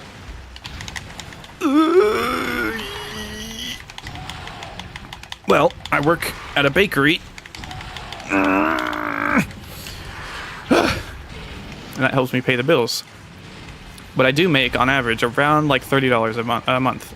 And I don't get paid until that total money adds up to $100. Then I get paid, however much it is at the end of that month. And that $10 that somebody gave me earlier, I really appreciate that. Thank you. That adds to that, like, sort of, how much money I make, basically. Are my inputs messed up? So, I don't know. I've always thought, like, that's a really interesting thing to, like, share people. Toast got you into TFT. Nice. There you go. Toast is super cool. I don't know. I've always liked that guy. He's awesome. I haven't watched his stuff in such a long time, though. Jeez. Yeah, gosh, there's... Okay, motherfucker. There's some... Alright, bitch. Alright, you know what? Thank you. Thank you. Thank you for cooperating. There's so many, like, YouTuber types that I don't consider myself to be anywhere near, like, the level, the scale that they're on. And it would be really fascinating to me to, like, one day maybe be like that, or to be, like, on the radar, I guess, you know what I mean? Because, the only time, like, I've been mentioned, basically, has been, like, super rad. And Super Rad fucking blew up, dude. I don't know what happened. I saw his like Frontier history video. It was very cool, very informative, very fun. But he blew the fuck up. He went to like play a Monster Hunter Wilds demo early. That's how big he is now. Like, good for him, I guess. But I'm still down here. But you know what I mean? And that's just really cool. I mean, it's just really cool that ever happened. Like, that somebody was like, oh yeah, this Headhunter guy, like, you know, makes videos on Freedom Unite, and I used his videos as like reference for some of mine. And it's like, oh, holy shit, I'm a real tuber. So I keep bouncing off Monster Hunter despite loving its aesthetics and monsters and armors and weapons. Haven't played long enough to have a nemesis. Fair. For Rajang, I can tolerate it because it's in high rank. For Tigrex, and no, seriously, they make Tigrex hitboxes really big. Yeah, I do not like Freedom Unite's Tigrex. I mean, people probably know that. There's many reasons for that. The main one really is just that we don't have a lot of tools to deal with his bullshit. That's really my biggest issue with Tigrex in 2nd gen. I really actually enjoy Tigrex in the later gens, in 4th gen and in 5th gen. I mean, I don't have a problem with it at all. I actually really enjoy it. Like, using Charge Blade against Tigrex is a lot of fun. You know, with the timed guard and all that shit. Like, you know, obviously, Tigrex and Rise is a riot, dude. Just fucking countering off of his charge attacks is fucking fun. But in 2nd gen, having to wait so long to have an opening, and even when you have an opening, it's such a small, tight opening. Jeez. I need to think about what I say before I say it. Anyways, you know what I mean? Like, the window for error is just fucking tiny, like, huge. Like, wait, margin for error is tiny, whatever. You know what I'm trying to say. Like, you have to play so perfectly with 2nd gen Tigrex, and it sucks ass, you know what I mean? Like, even with me fighting Portable Third's Rathalos here, there's a lot of stuff where, like I get hit by his roar, right? And I'm like, I think I'm good here. And you know, the fireball that he does just misses me because I have positioning down better. What is the flagship monster for this game? It's Zinogre, or Jinoga, as if you want to be an edgelord or whatever. I don't want to be too mean, but English version is Zinogre. The Japanese version is Jinoga. Tigrex small, tight opening. Ah, jeez. See, it's already. I bake. Yeah. I do work in a bakery. I make a lot of bread, basically, mostly. But I do make some other things like muffins and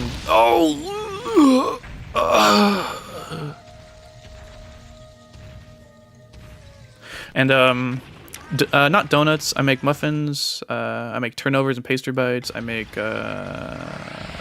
jumbo cookies. You know.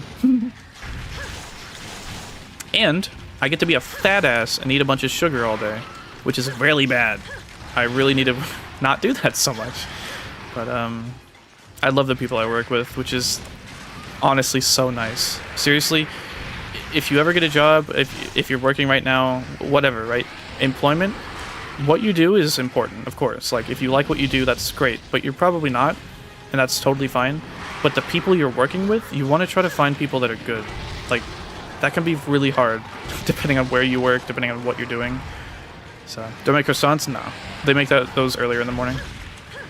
I am the Muffin Man? Yeah, technically. Whoa, jeez, buddy. What them... What is it? Finally, Sonic, there you are! Whoa! Put those grippers away! Hey, Amy, what the fuck is up? Oh my god, those dogs are barking! So...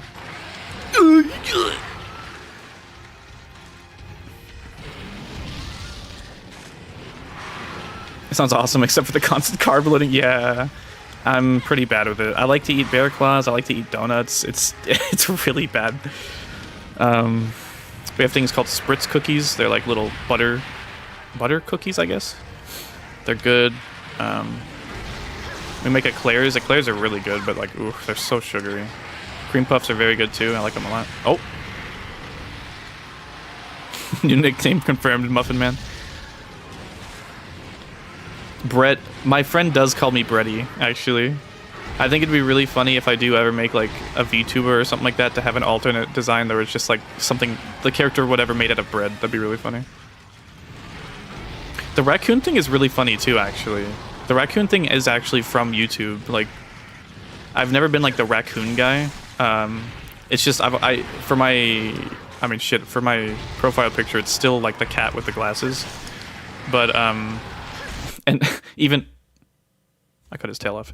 Even here, you can see here. This is my like before I go to the to like this screen. It's just a raccoon. I don't know. I've always just used raccoons. Yeah, bread hunter, exactly. I've always just used raccoons, and so people just like, oh, it's a raccoon guy, and it's like, yeah, sure. Hey, I'll take that.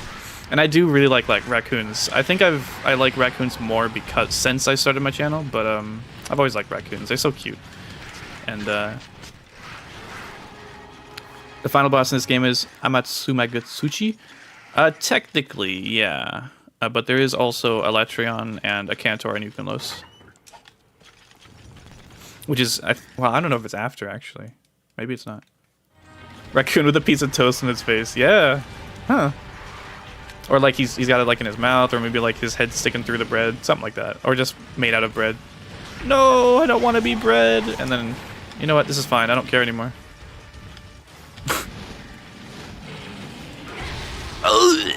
Yeah, that's fair.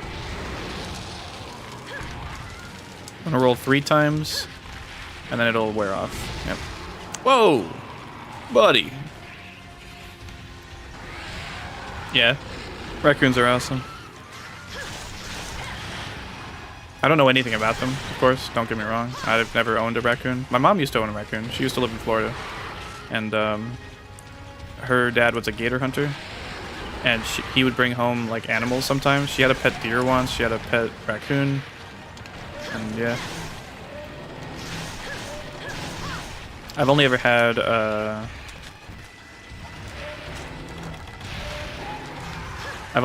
dogs and like a hermit crab once, and I feel bad that I didn't really take care of him at all. But oh well. I had a black Pomeranian for a while. He was really cute. His name was Bear. That was back before the time. I think there's some heady lore that should probably just stay reserved for like an AMA sort of thing, you know what I mean? Where it's like you can ask me anything and I'll more or less answer it. I'd rather things be more upbeat, I guess. Having a pet gator sounds wild, yeah. I had a Hermitar, yeah, pretty much. I named him Hermie, because again, not creative. Have you played Monster Hunter 3 Ultimate for Wii U? I finished the whole game with friends too before they sadly took away the free online feature. No, I do have Monster Hunter 3 Ultimate on my 3DS though. And I... Holy shit. What? What? You've entertained and informed me for and told the amount of force. You've more than earned it.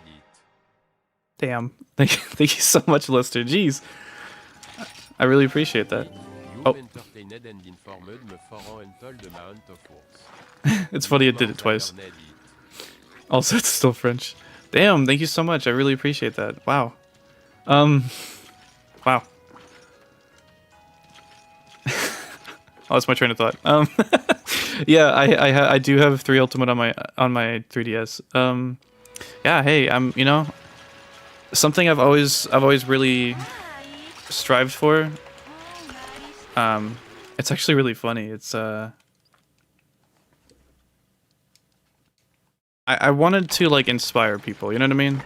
Whether that be like to play the game or to make their own content. And I honestly feel like I've done that. Like, and it's a really cool feeling. Sometimes I forget, you know, sometimes I have bad days. No, you're good. Thanks so much. But like, you know what I mean? I think it's really important to remember is like, we do have an effect on people and we should try to make sure that it's a positive effect. And yeah, I don't know. I'm really happy that I've been able to do what I have been able to do for so long. And it's been a funny thought. I was like, oh, you know, I want to inspire someone before I'm done.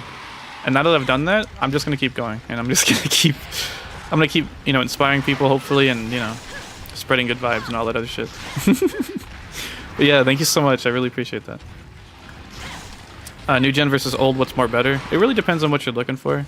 I would argue that the new gen is...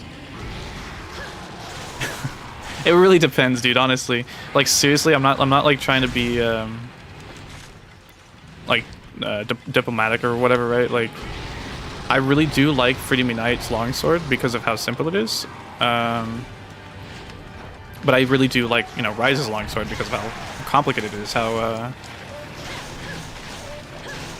you know, how parry heavy it is. I love parrying. I love counterattacking. I like time-based sort of mechanics, like rolling through attacks and stuff like that. So again, I said it earlier today, but seriously, like, all of the games are great for one reason or another. Like, even 3rd gen, even you know, 3U and Monster Hunter Tri with the swimming and all that. Each generation, if you don't know, has like its own unique spin. 1st gen, of course, being the first of its type. 2nd gen, they wanted to add what's it called? Seasons. 3rd gen, they wanted to add underwater combat, and 4th gen, they wanted to make the game more vertical. So, oh shit! I thought it was safe. I'm stunned. There's the poison stun. They don't give you antidotes. Okay, that should have toppled him. Even dose, yes, even dose. Even Monster Hunter 1, honestly, like Monster Hunter 1 is a rough game, but there's parts. Ooh. Oh shit! It's a very heavy experience. You know what I mean? Like, everything has so much weight to it. When you put items in your box, it only stacks up to 10. That sounds awful, but honestly, it's a very interesting problem to fix, to think around, right? Also, not only do items stack less, you have like 2 or 3 pages max of your item box. That's insane. So, you inspired me to go back to Freedom 1, so hey, thanks. Yeah, no problem. I still want to play through Freedom 1. Also, if you don't know, there is a... Let me find what it's called, because it's honestly amazing. F1 Enhanced. If you don't know about this, I'll post a link to it. Freedom 1 on PPS SPP has, or just I think maybe in general, honestly, it has a really bad input dropping problem where, like, you'll just be pushing buttons and nothing will happen. Yeah, in Monster Hunter 1 you can't even sort your box, exactly. But yeah, input dropping in Freedom 1 is a bit of an issue, but that patch basically fixes it, I think, which is amazing. And so it, in my opinion, kind of makes it playable. I recommend you use that if you aren't. But yeah, Freedom 1 is a good game. I mean, now that I have that patch, I think it'd be really cool to go ahead and, like, sort of finish the guide series for Freedom 1 eventually. In Monster Hunter PS2, you have 200 item slots in your inventory box and 100 for equipment. Yeah, dude, equipment restrictions as well, dude. Like, it's crazy. Like, the game really wanted you to think about what items you had, what items you have, and what items you bring back. You know, just everything. That's an interesting. Thank you for that link. Yeah, no problem.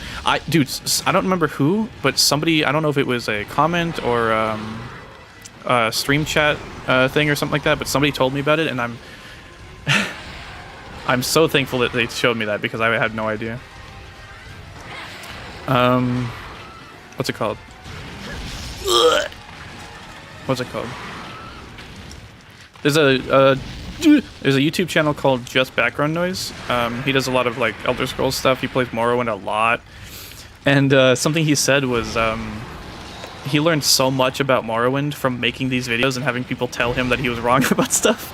And honestly, that's a really cool idea, you know? Like, and to be fair, if I wasn't making this guide series, man, I wouldn't know as much as I did about Monster Hunter. Like, specifically how to play, but also just the lore of it and the background of it, the history of it, and all this other shit. I would not have known any of this stuff. I wouldn't have looked into it.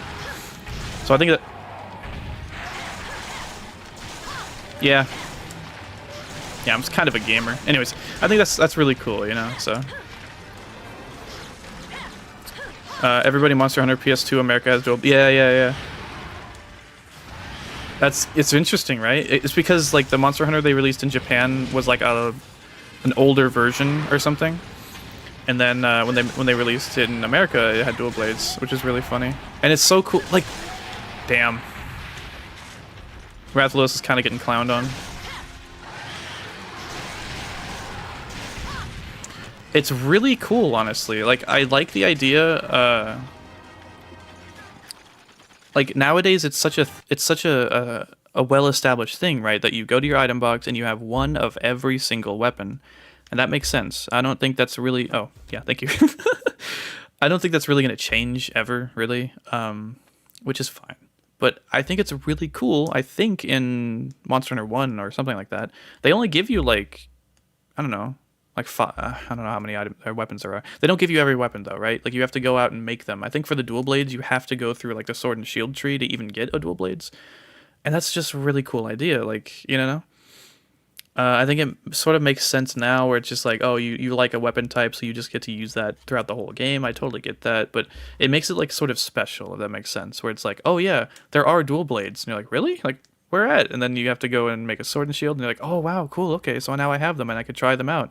And maybe it was something you didn't know was a thing, but you're like, what is that icon? And you go and try it, and you're like, oh wow, you know, it's special, right? Like, there's something about the old games that feel special. They feel magical. They feel more, you know, dynamic, sort of, I guess. So I like how the YouTube API is working. I just looked over and saw the subscribe link. Yeah, if you're new to the channel, feel free to like and to like and subscribe. There are links down below to my Twitter, Twitch, and Discord if you'd like to follow me or join us. Although, I'm gonna be real with you, I don't really use Twitter or Twitch at all. God, I kind of feel bad for it. But, oh well. I'm very active on Discord, and I'm, sort of active on YouTube. And Dose, in order to unlock Gun Lance, Longsword, and Hunting Horn, you have to go to Lance, Greatsword, and Hammers, respectively. Yeah, there you go. Starting with Freedom 2, they gave you one of every weapon. Yeah, yeah. I want to say if Freedom 2 never did that, like, maybe... Well... And even try not having all of the weapons. I understand that honestly isn't a good thing, but it's super interesting, right? Maybe, imagine, right? Imagine you start out and you can only use like sword and shield, let's see, like great sword, I don't know, and like light bowgun or bow or something like that. And then once you get to like, I don't know, 3-star village, now you can, you know what I mean? Now you can, you know, access like light bowgun, you know what I mean? That could be kind of interesting a little bit, you know? It would suck for sure. People be like, oh no, I don't get to use my weapon or whatever. But I mean, it would only be like a couple of stars to go through, which wouldn't really be that bad. But that would be an interesting idea. I don't think they should do that. But that's a cool idea, right? Like, because Wild Hearts actually did that, actually, now that I think about it. You don't have access to the cannon, the staff, the transforming staff, or the chain blades until after you beat the Earthshaker, which is relatively early on, but just a very interesting concept, you know? Like, it kind of makes them more special, you know? Like, you don't have access to them right away.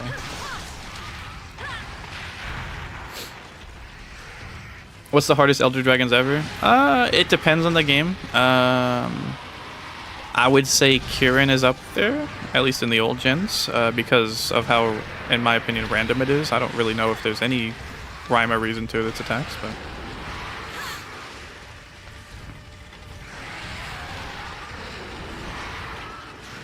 Oh wow, really? Yeah, not just not having every weapon, but you unlock a longsword and switch axe later and try. I didn't know that.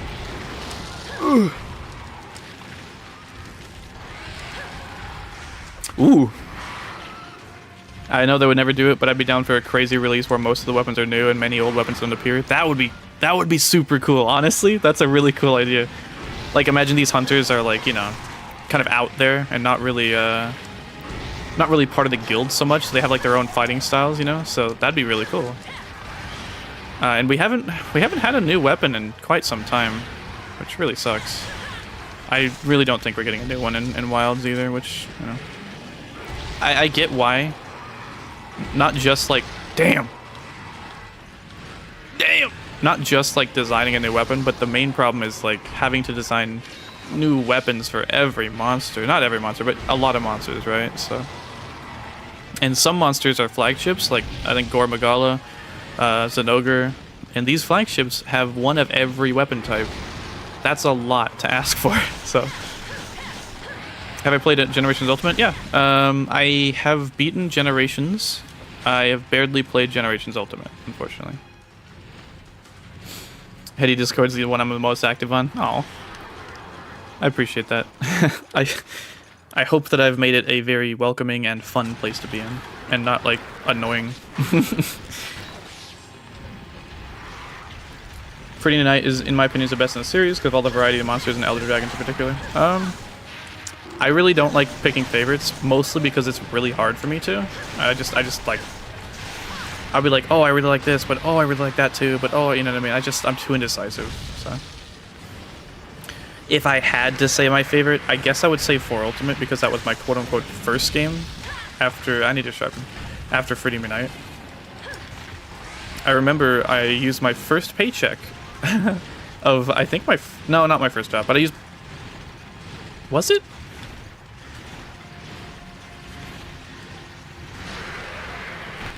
No. Gosh, when did Generations come out?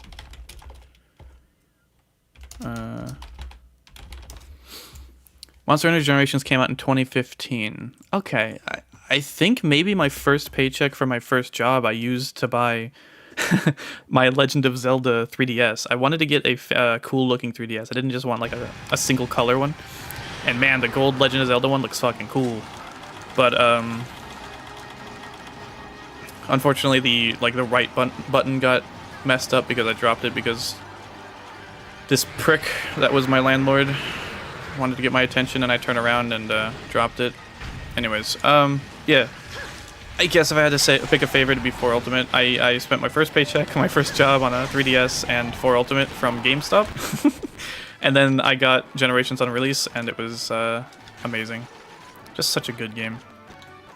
And I didn't have a Switch, so I didn't get Generations Ultimate, but you know, yeah, I have it now. I do have it now on my Switch.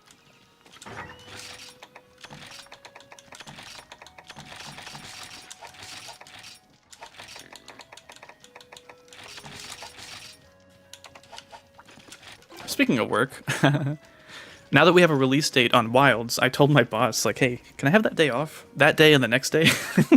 So hopefully that works out. I'm pretty sure at least I'll get the day off, but I gave it to her in so in advance, so probably get it.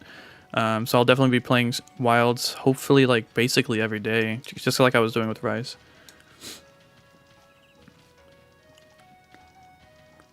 What holds back Friday Night from being my favorite is first gen BS. The second gen stuff is good though. That's fair.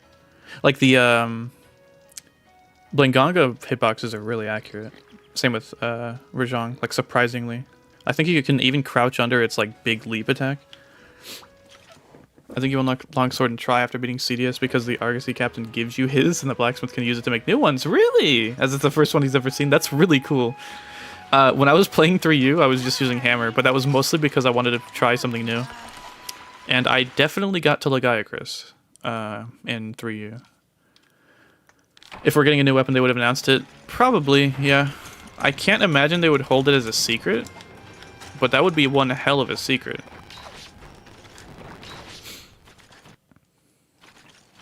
You unlock Longsword after you get access to Tundra/Baggy, not Cedius.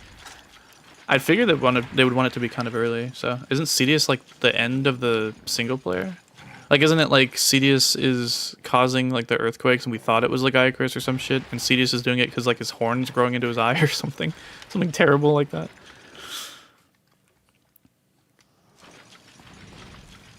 Still wondering where I should get a new phone or a laptop. It really depends, man. Thoughts on Yama's Tsukami? Yama's cool. I really like the design. The fight is fine. I don't find it too difficult or too annoying or anything like that. I think it's cool. Unfortunately, I don't think any of its gear is really good. Maybe some of its paralyzed gear. I think it's like got the only longsword, paralyzed longsword. Dude, I got a lot of hits on its tail. You never forget your first and landlords suck. Yeah, I agree. Some are better than others, but, you know. 4U is my favorite because it has the monster variety of Freedom Night and the quality of life in 3U. And you have the 4U 3DS, lucky? Still so beautiful and still works. That's awesome. Yeah, I was just like, I want a fancy 3DS case, basically. And I just kind of saw what they had there, and I'm like, hey, this one looks so super cool. And it really, really grew on me. I remember spending many days in McDonald's using their Wi-Fi to play Generations and playing online, and I have such... It was the best of times, it was the worst of times, you know what I mean? Like, I think that's just kind of how that works. I want to play 4U, can't afford the 3DS, phone can't play the emulator. Yeah, it's really rough. I really hope we can get some re-releases. I know that wouldn't really solve your problem in particular, but some of these games are like hard to find or hard to play.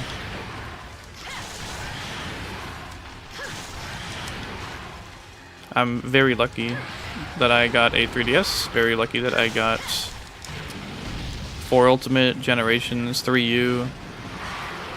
I don't currently have a PSP, but I would love to get one. With Freedom Unite and Freedom 1, of course. I would love to get a copy of Monster Hunter just as like, just to frame it basically, you know what I mean? You know, just stuff like that. Because to be honest, I'd rather play it on an emulator. Same with the Freedom Unite. It's just so funny that like this game is being emulated and it's running so damn well. Like I've said this before, but dude, the PSP emulator is fantastic. The PPSSPP. I don't know what insane drugs that they're on over at their like, you know, PPSSPP, but dude, they are on top of it. They are killing it, dude. Like I maybe PSP to architecture or whatever is like super simple compared to like PlayStation 2 and like all these other games, but the PS3 and all that, but like dude, amazing. I'm so happy that we can play 1, 2, and 3, you know, first, second, and third gen on PSP emulator. And that it like works really well on phones too. That's makes it super accessible. It's insane. Like if anyone wants to try Monster Hunter for the first time, I'd recommend Freedom Unite. I've said this before, I'd recommend Freedom Unite only because you might play Portable Third and then not want to go back because of the, you know, the quality of life and all that other stuff. You know, maybe try Freedom 1 if you can, and you know, go until you get fed up. If you get fed up, play Freedom Unite, do the same thing, go until you get fed up if you get fed up, and then play Portable Third, and then you'll probably know if you like Monster Hunter or not by that point, I'd hope. Yeah. Unfortunately, 4th gen onwards will start getting harder to figure out how to play unless you have like a pretty decent computer or just can find a 3DS if you don't have one already, obviously, and get a cartridge if you don't have one already, obviously. I don't know. What controller am I using? I am using a... I have the box. I can see the box. I can't see. I think it's the Xbox Series 1X or something like that. I was using a 360 controller for a really long time. But this one I have is really nice. I think it's like $60. It's ridiculous, but it's lasted me a lot of years. A lot of years. Nah, I mean... The kid that works down at the The kid that worked down at the Baskin Robbins got a tattoo of a lipstick print attached above his collar. I watched him relocating the pistachio to the waffle, thinking I had lost the plot, if not the passion for the novel. He asked me what I wanted. I ordered something daft. He said he liked the tattoo that Alex drew me of the bats. Thanks. I like it too, but modestly confess. In my current company, my ink is not the main event. Something like that. It's an Aesop Rock song called Blood of Years. Look at that neck. The message is immediate. The guy F's chicks. It's a great song. Basically talking about how he's starting to feel old and like he's seeing, you know, new kids, you know, with their lipstick print tattoos on his collar. Aesop Rock is really good.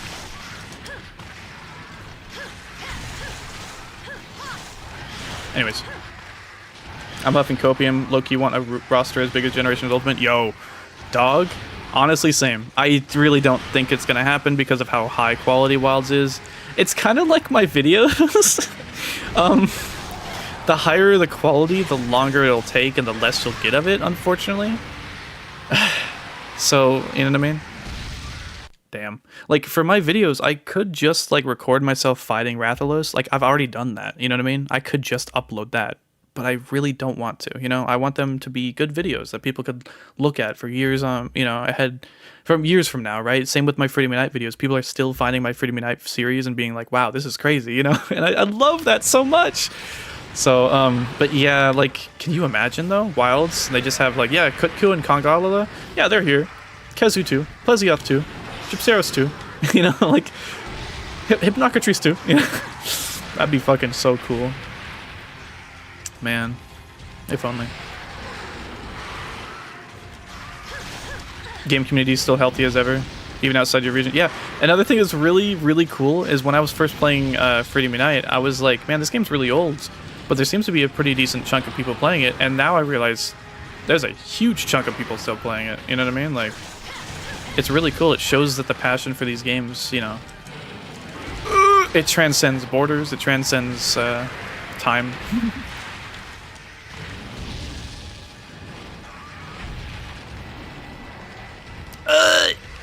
Yeah, same. My first game, the first game I tried, because I wanted to play him in order just in case there was like a story or something. I didn't know, Chad. I didn't know. I played Freedom 1. It was too rough. I didn't really care for it too much. I skipped ahead and found my place. Specifically, I remember... Because that's gonna... No. I specifically remember Sword and Shield felt way too weak, and Greatsword felt way too slow. And now I realize neither of those things are true. So...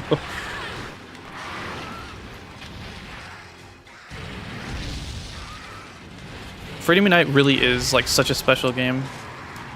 It's kind of insane. I mean, first gen, of course, that's why I keep saying, like, every generation is good in some way. Because Portable 3rd is a fantastic game, too. The PSP era Monster Hunter is just incredible.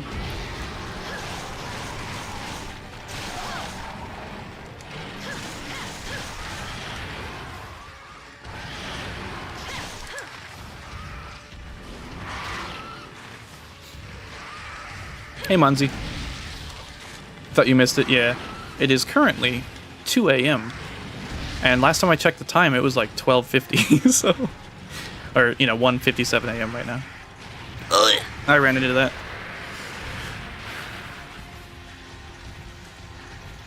Yeah. Yeah, there's a patch for Monster Hunter Portable 2nd G that's in English, has quality of life improvements, DLC quest limits removed, faster item collection for boxes. You know what? It's called FU Complete, and I linked... Here, I'll link it again, just in case. This is F1 Enhanced. This is, in my opinion, essential if you're playing Freedom 1. And then there is... Let me find it. FU Complete. The guy who made FU... Or one of the people who... Like, I don't know if that's the main person. I think it's like a multi-person made on it. Incognito Man, I think, is in my server, and, like, dude's really cool. Dude, like, you can see how passionate people are about these games when we have a full translation of DOS, an entire translation by fans. Like, damn, sucks to suck. I'm getting deja vu. That's so crazy, dude, and I love that. That's amazing. And same thing with the mods. FU Complete is amazing. It is such a cool patch. Honestly, again, if you're just playing, if you want the pure experience, yeah, I do have links disabled. That's mostly because of the bot spam that I've had before. It seems to have stopped them completely. It's really weird, but unfortunately, it does make it so that people can't. You can't post links in my chat or in comments, and I'm really sorry about that. You can post links in comments. I just have to approve them manually. I am sorry about that. It's just, you know, I've just had it on for so long, and I don't know if I really want to change it at this point. I don't know. We'll just have to see if I have any reason to do it. But yeah,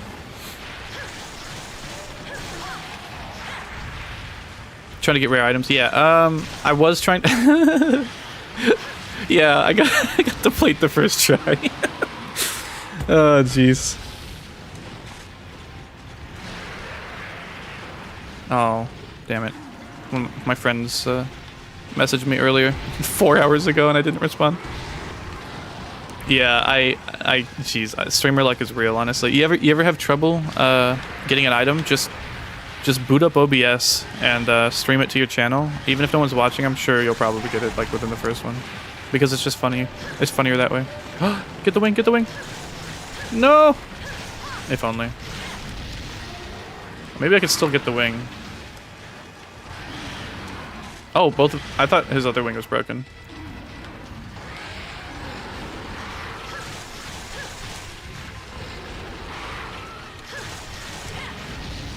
Okay.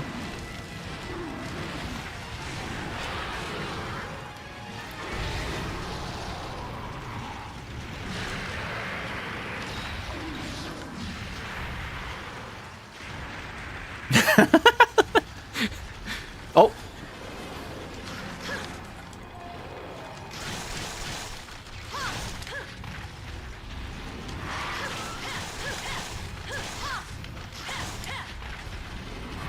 Oh, I tried to walk around it, didn't work. Oh, there's one wing.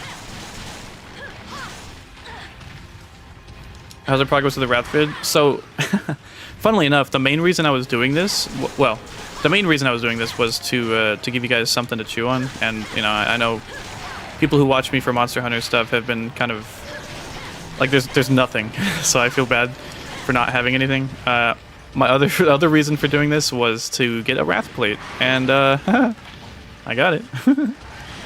Yo, peep this second Wrath plate though. If only, imagine.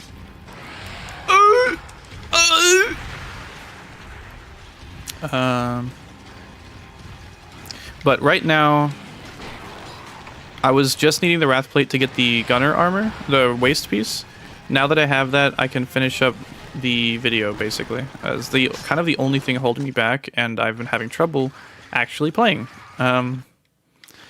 Now, would it be smarter to just give myself all of the items and just, you know, make content that way? Yes. So anyways, I don't know. Part of me feels like I need to feel how the farming goes in order to really recommend things, right? If I just had the Rathalos set, I wouldn't really say, hey, you can come and get this armor, but getting a plate fucking sucks, you know what I mean? Because I just wouldn't know. But now that I do know, you know, now that I know, I can tell y'all, hey, use the Rathalos cap with the jaggy waist, and you can get all the skills, well, most of the skills, including, you know, weakness exploit, of course. Would this work? No way, right? Yeah. Was flashing them when they left like a thing in old gen? I'm pretty sure it was, right? Surely.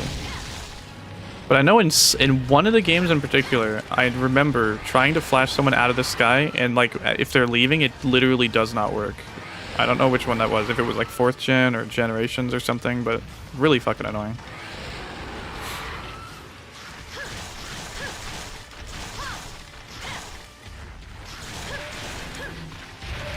He's got to be like 1 HP.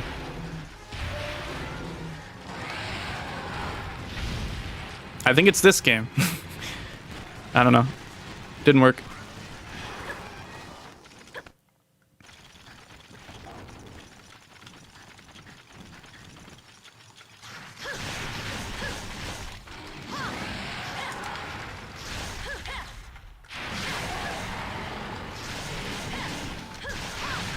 Oh god. I might be dead. I got really greedy. I thought I could kill him. He's gotta be like 10 HP.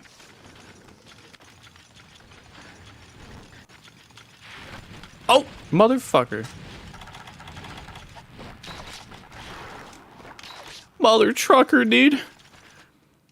That hurt like a butt cheek on a stick.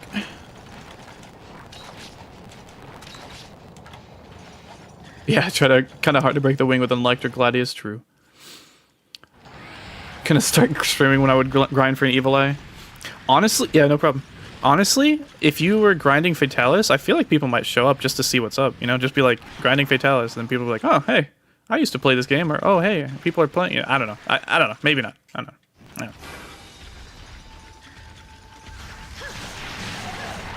Surely. Surely you can't be serious. Of course I'm serious. And don't call me Shirley. Peep this headshot. Oh. Stop. Why are you running?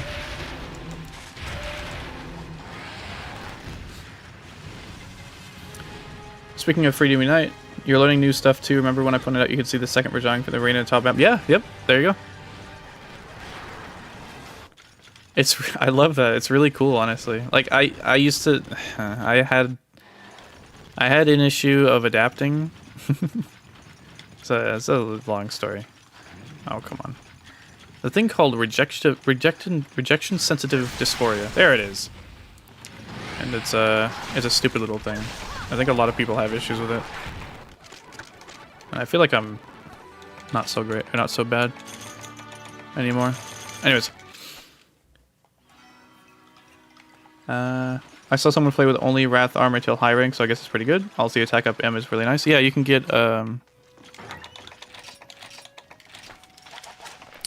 get weakness exploit and attack up medium if you'd like. And get rid of this, of course, because this is an awful skill. Awful negative skill. Negative skill. Flashing him when limping works, you need to flash him before they're trying to leave the area. Yeah, that really sucks. Airplane mentioned, yeah. That's a funny movie.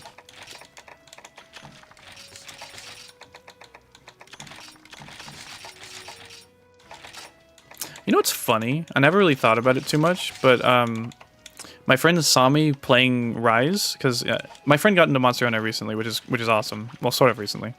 And he saw me playing Rise, and like I would stream my screen to him or something, and he'd see me doing my menuing basically, like, you know, all this shit like that. That's just muscle memory, you know. Circle, circle, back, circle, X, circle, down, circle, X, circle, whatever.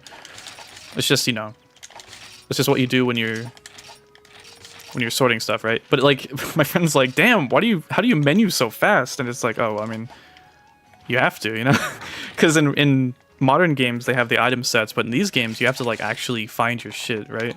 And you have to know where it is and be like, oh, I need to get my seeds from here, you know, I gotta get traps from over here, you know what I mean? I gotta get potions. And it's just kind of funny. I never really thought about it too much.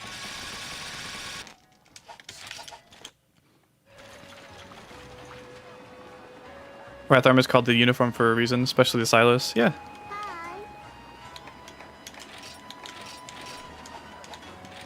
What?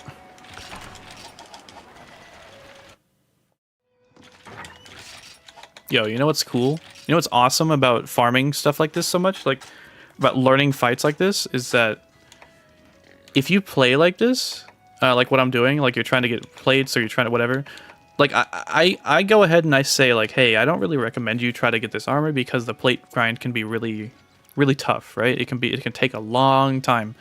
But if you focus more on improving your mechanics, improving your fundamentals, improving your ability to fight Rathalos, your understanding, you come out with fuck tons of materials. Look at this. And what does that mean? Well, I try to keep 10 of every material unless I need space in my box. Then I'll start selling other stuff. But yeah, look at that. I got money for days, dog. Also, and this is also pretty damn important, I recommend when you do sell materials to only sell materials for monsters that you're comfortable with fighting, right? Sell materials that you don't think you would have trouble with getting again. And if you practice a lot and, you know, farm a lot on a monster, well, hey, you're going to get more familiar with that monster. You're going to be getting, you know, basically what I'm saying is that you're going to have a shit ton of money, and money can be kind of an issue in Monster Hunter games, depending on the game. I mean, shit, even in, maybe even especially in Rise, like, money is a huge issue, but you have to do, like, mining runs for them and stuff like that. But yeah, I mean, you want to be more comfortable with this stuff, you know what I mean? If there is a monster that you're kind of scared of, if there's a monster that you're like, oh god, you know, you dread whenever it comes up, maybe try hunting it a bit more, you know? Yeah, Oregon Mats, yeah. Mats. Maybe try hunting it a bit more, right? Maybe try a different weapon. Try to hunt it over and over until you get comfortable enough to be like, yeah, okay, I think I kind of get it. And if that doesn't really work, or you don't really want to do that, then maybe look up a video I have on it, because I try to do that. You know, I try to get comfortable enough with the monster that I can sort of recommend how to fight it, sort of thing. Sells a lecture on mats? Yeah, I mean, hey, get comfortable enough with like, you know, Amatsume Gatsuchi, so you can have like 10 of its like gems and be like, yeah, I could just sell one if I needed to, you know, like, you know what I mean? Destroy the child.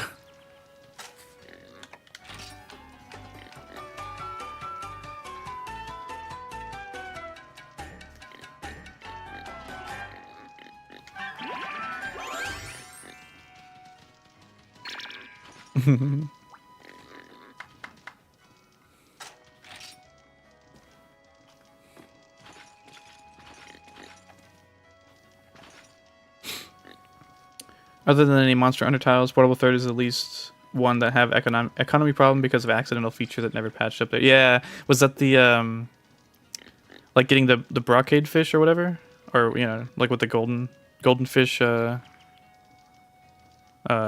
bait? Is that what it is? I remember when I was first playing Portable Third and people were telling me like, hey, if you need money or like Yukumo points, just get golden fish bait and go to the tundra. And I think I was like not listening to him for a while, and then I did it. I was such a prick back then, dude. I'm working on it, okay? I'm a work in progress. Anyways, but yeah, it's fucking awesome, dude. I'll probably make a short talking about it or something like that. But you know what? Why do I keep doing this? Why do I just talk about things instead of just showing them? Like, show, don't tell. You know what I mean? Do I even have? No. Oh.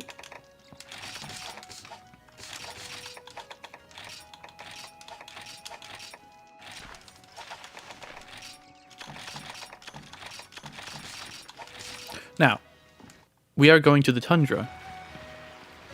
We're all pricks when we're young. Yeah, but I'm getting old. I don't have that excuse too much. So we are in the tundra. In the tundra, you need hot drinks. Except for this. Where is it? Here. Just come over here. Oh, hey. And then you toss this in. I mean, I don't know if this is what you're talking about. I mean, if it's an exploit, then never mind. But this is a really good way of getting Poke points. Holy shit. Getting money and Yukumo points. Brocade fish. If that sounds familiar, they have these also in 4 Ultimate. You can fish off of the bridge in... what's the town called? Oh my god. What's the town for... What's the 2nd gen town? Yeah, if you're not embarrassed of your past self, then you haven't grown. Fair.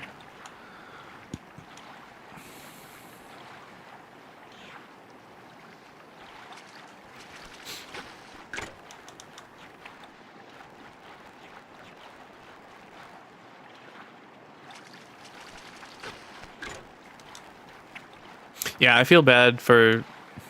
just like the people who are like trying to help, basically, kind of thing. And then I was just like a prick to them.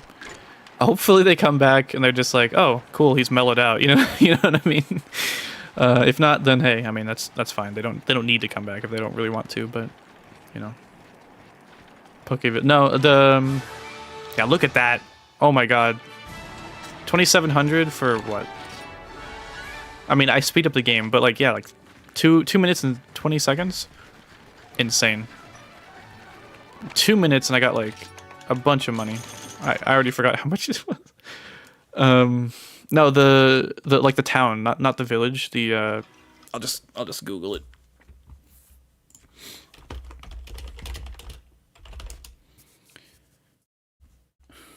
Dundorma. Jeez. I don't know how I forgot that. In 4 Ultimate, you go to Dundorma and you can fish off of the bridge, and that's where you can get some brocade fishes. Brocade? Brocade? That's something I'm not sure how you pronounce, actually. I think it's Brocade, right? Hey, what's up, Stardex?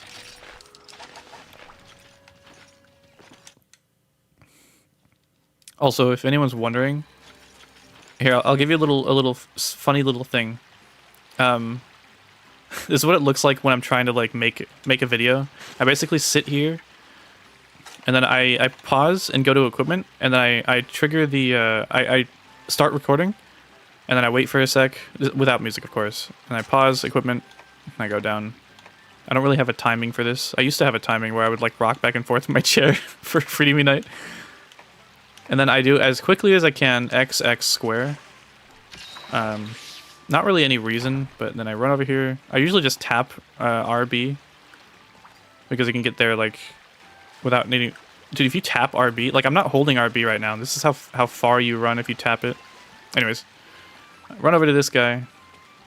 Try to skip this stuff. I stay on this so that people can read it just in case. And then I do it. Sometimes I get the paw print one, which is pretty fun. I get all these skills. Yada yada. Go over here. And then I go through here, and then I stop recording. I stop recording, and then I save. So I can save what skills I got, just in case it's like relevant, or just to make it more consistent. Then I go back. I start recording. I wait for a sec, you know, just to make sure, whatever. And then I hold down here. I count 5 steps. And then I check out my items. I go over here. I linger longer on the ones that are positive and not so long on the negative ones because, like, you know, you really want to read these ones. You can pause the video if you want to, and then for that one, it's not so much. And then, of course, I back out pretty fast, run forward, go over here. Sometimes I'll stop recording here, sometimes not. If I mess up where the quest is here, like if I go here and then I go like this, and then I'm like, oops, then I go one over, I'll just restart the recording to make it look smoother. As I go over here, do that, I'll select the quest, run over here, do whatever, and then I'll quit the game. So this is kind of why I saved earlier. I'll quit the game, and then at that point the music would be off because I'd put the music in post, but now I'll turn the music back on. And then I go back in, select a quest, and then I start recording in the loading screen here, just to make sure it's like whatever. And then, if this is the first time hunting the monster, go to area 4, you know, whatever, right? And then I do this without speeding the game up, because I don't want to speed the game up in the recording at all. I just don't want to do that. And then I just go wherever the fucking thing is. So that's how to cat brain. It's just kind of, I mean, it's just funny. Like I just have these systems set up and all that. Yeah, behind the scenes, exactly. If you're still here, hanging out, vibing. But speaking of which, I do think that it will be it. He's so committed to his craft. I do try to make sure that it's consistent. I think consistency is very important. But yeah, I am gonna start wrapping up now. I have been streaming for 3 hours, 59 minutes, and 56 seconds. Thank you all so much for thank you all so much for hanging out. I appreciate it. Thank you, Lester. Thanks again for the incredible donations from Lester and God, I'm sorry, the other one. Lester and Para Español. Appreciate it. Thank you so much. Yeah, if you haven't already, feel free to like and subscribe. I'd really appreciate that. There are links down below to my Twitter, Twitch, and Discord if you'd like to follow me or join us. Appreciate that. Otherwise, Rathalos video will be coming out pretty soon. I really do want to get it out soon so I can move on, because we're getting to pretty cool monsters like Nargacuga, Barioth, and what are the other ones? We're going to get to Uragon. I know some people have issues with Uragon, and that's fair. It's a pretty rough monster, especially the Steel Uragon. Which is funny, because I can actually show you. On my main character, I wanted to farm Steel Uragon. I don't really even remember why. But also, this is the equipments I have for my main. Like, you saw all like the pages filled with my guide save. But I made this set specifically, which is really funny and kind of overkill, I guess. But this is a pretty good set, I think, for Steel Uragon.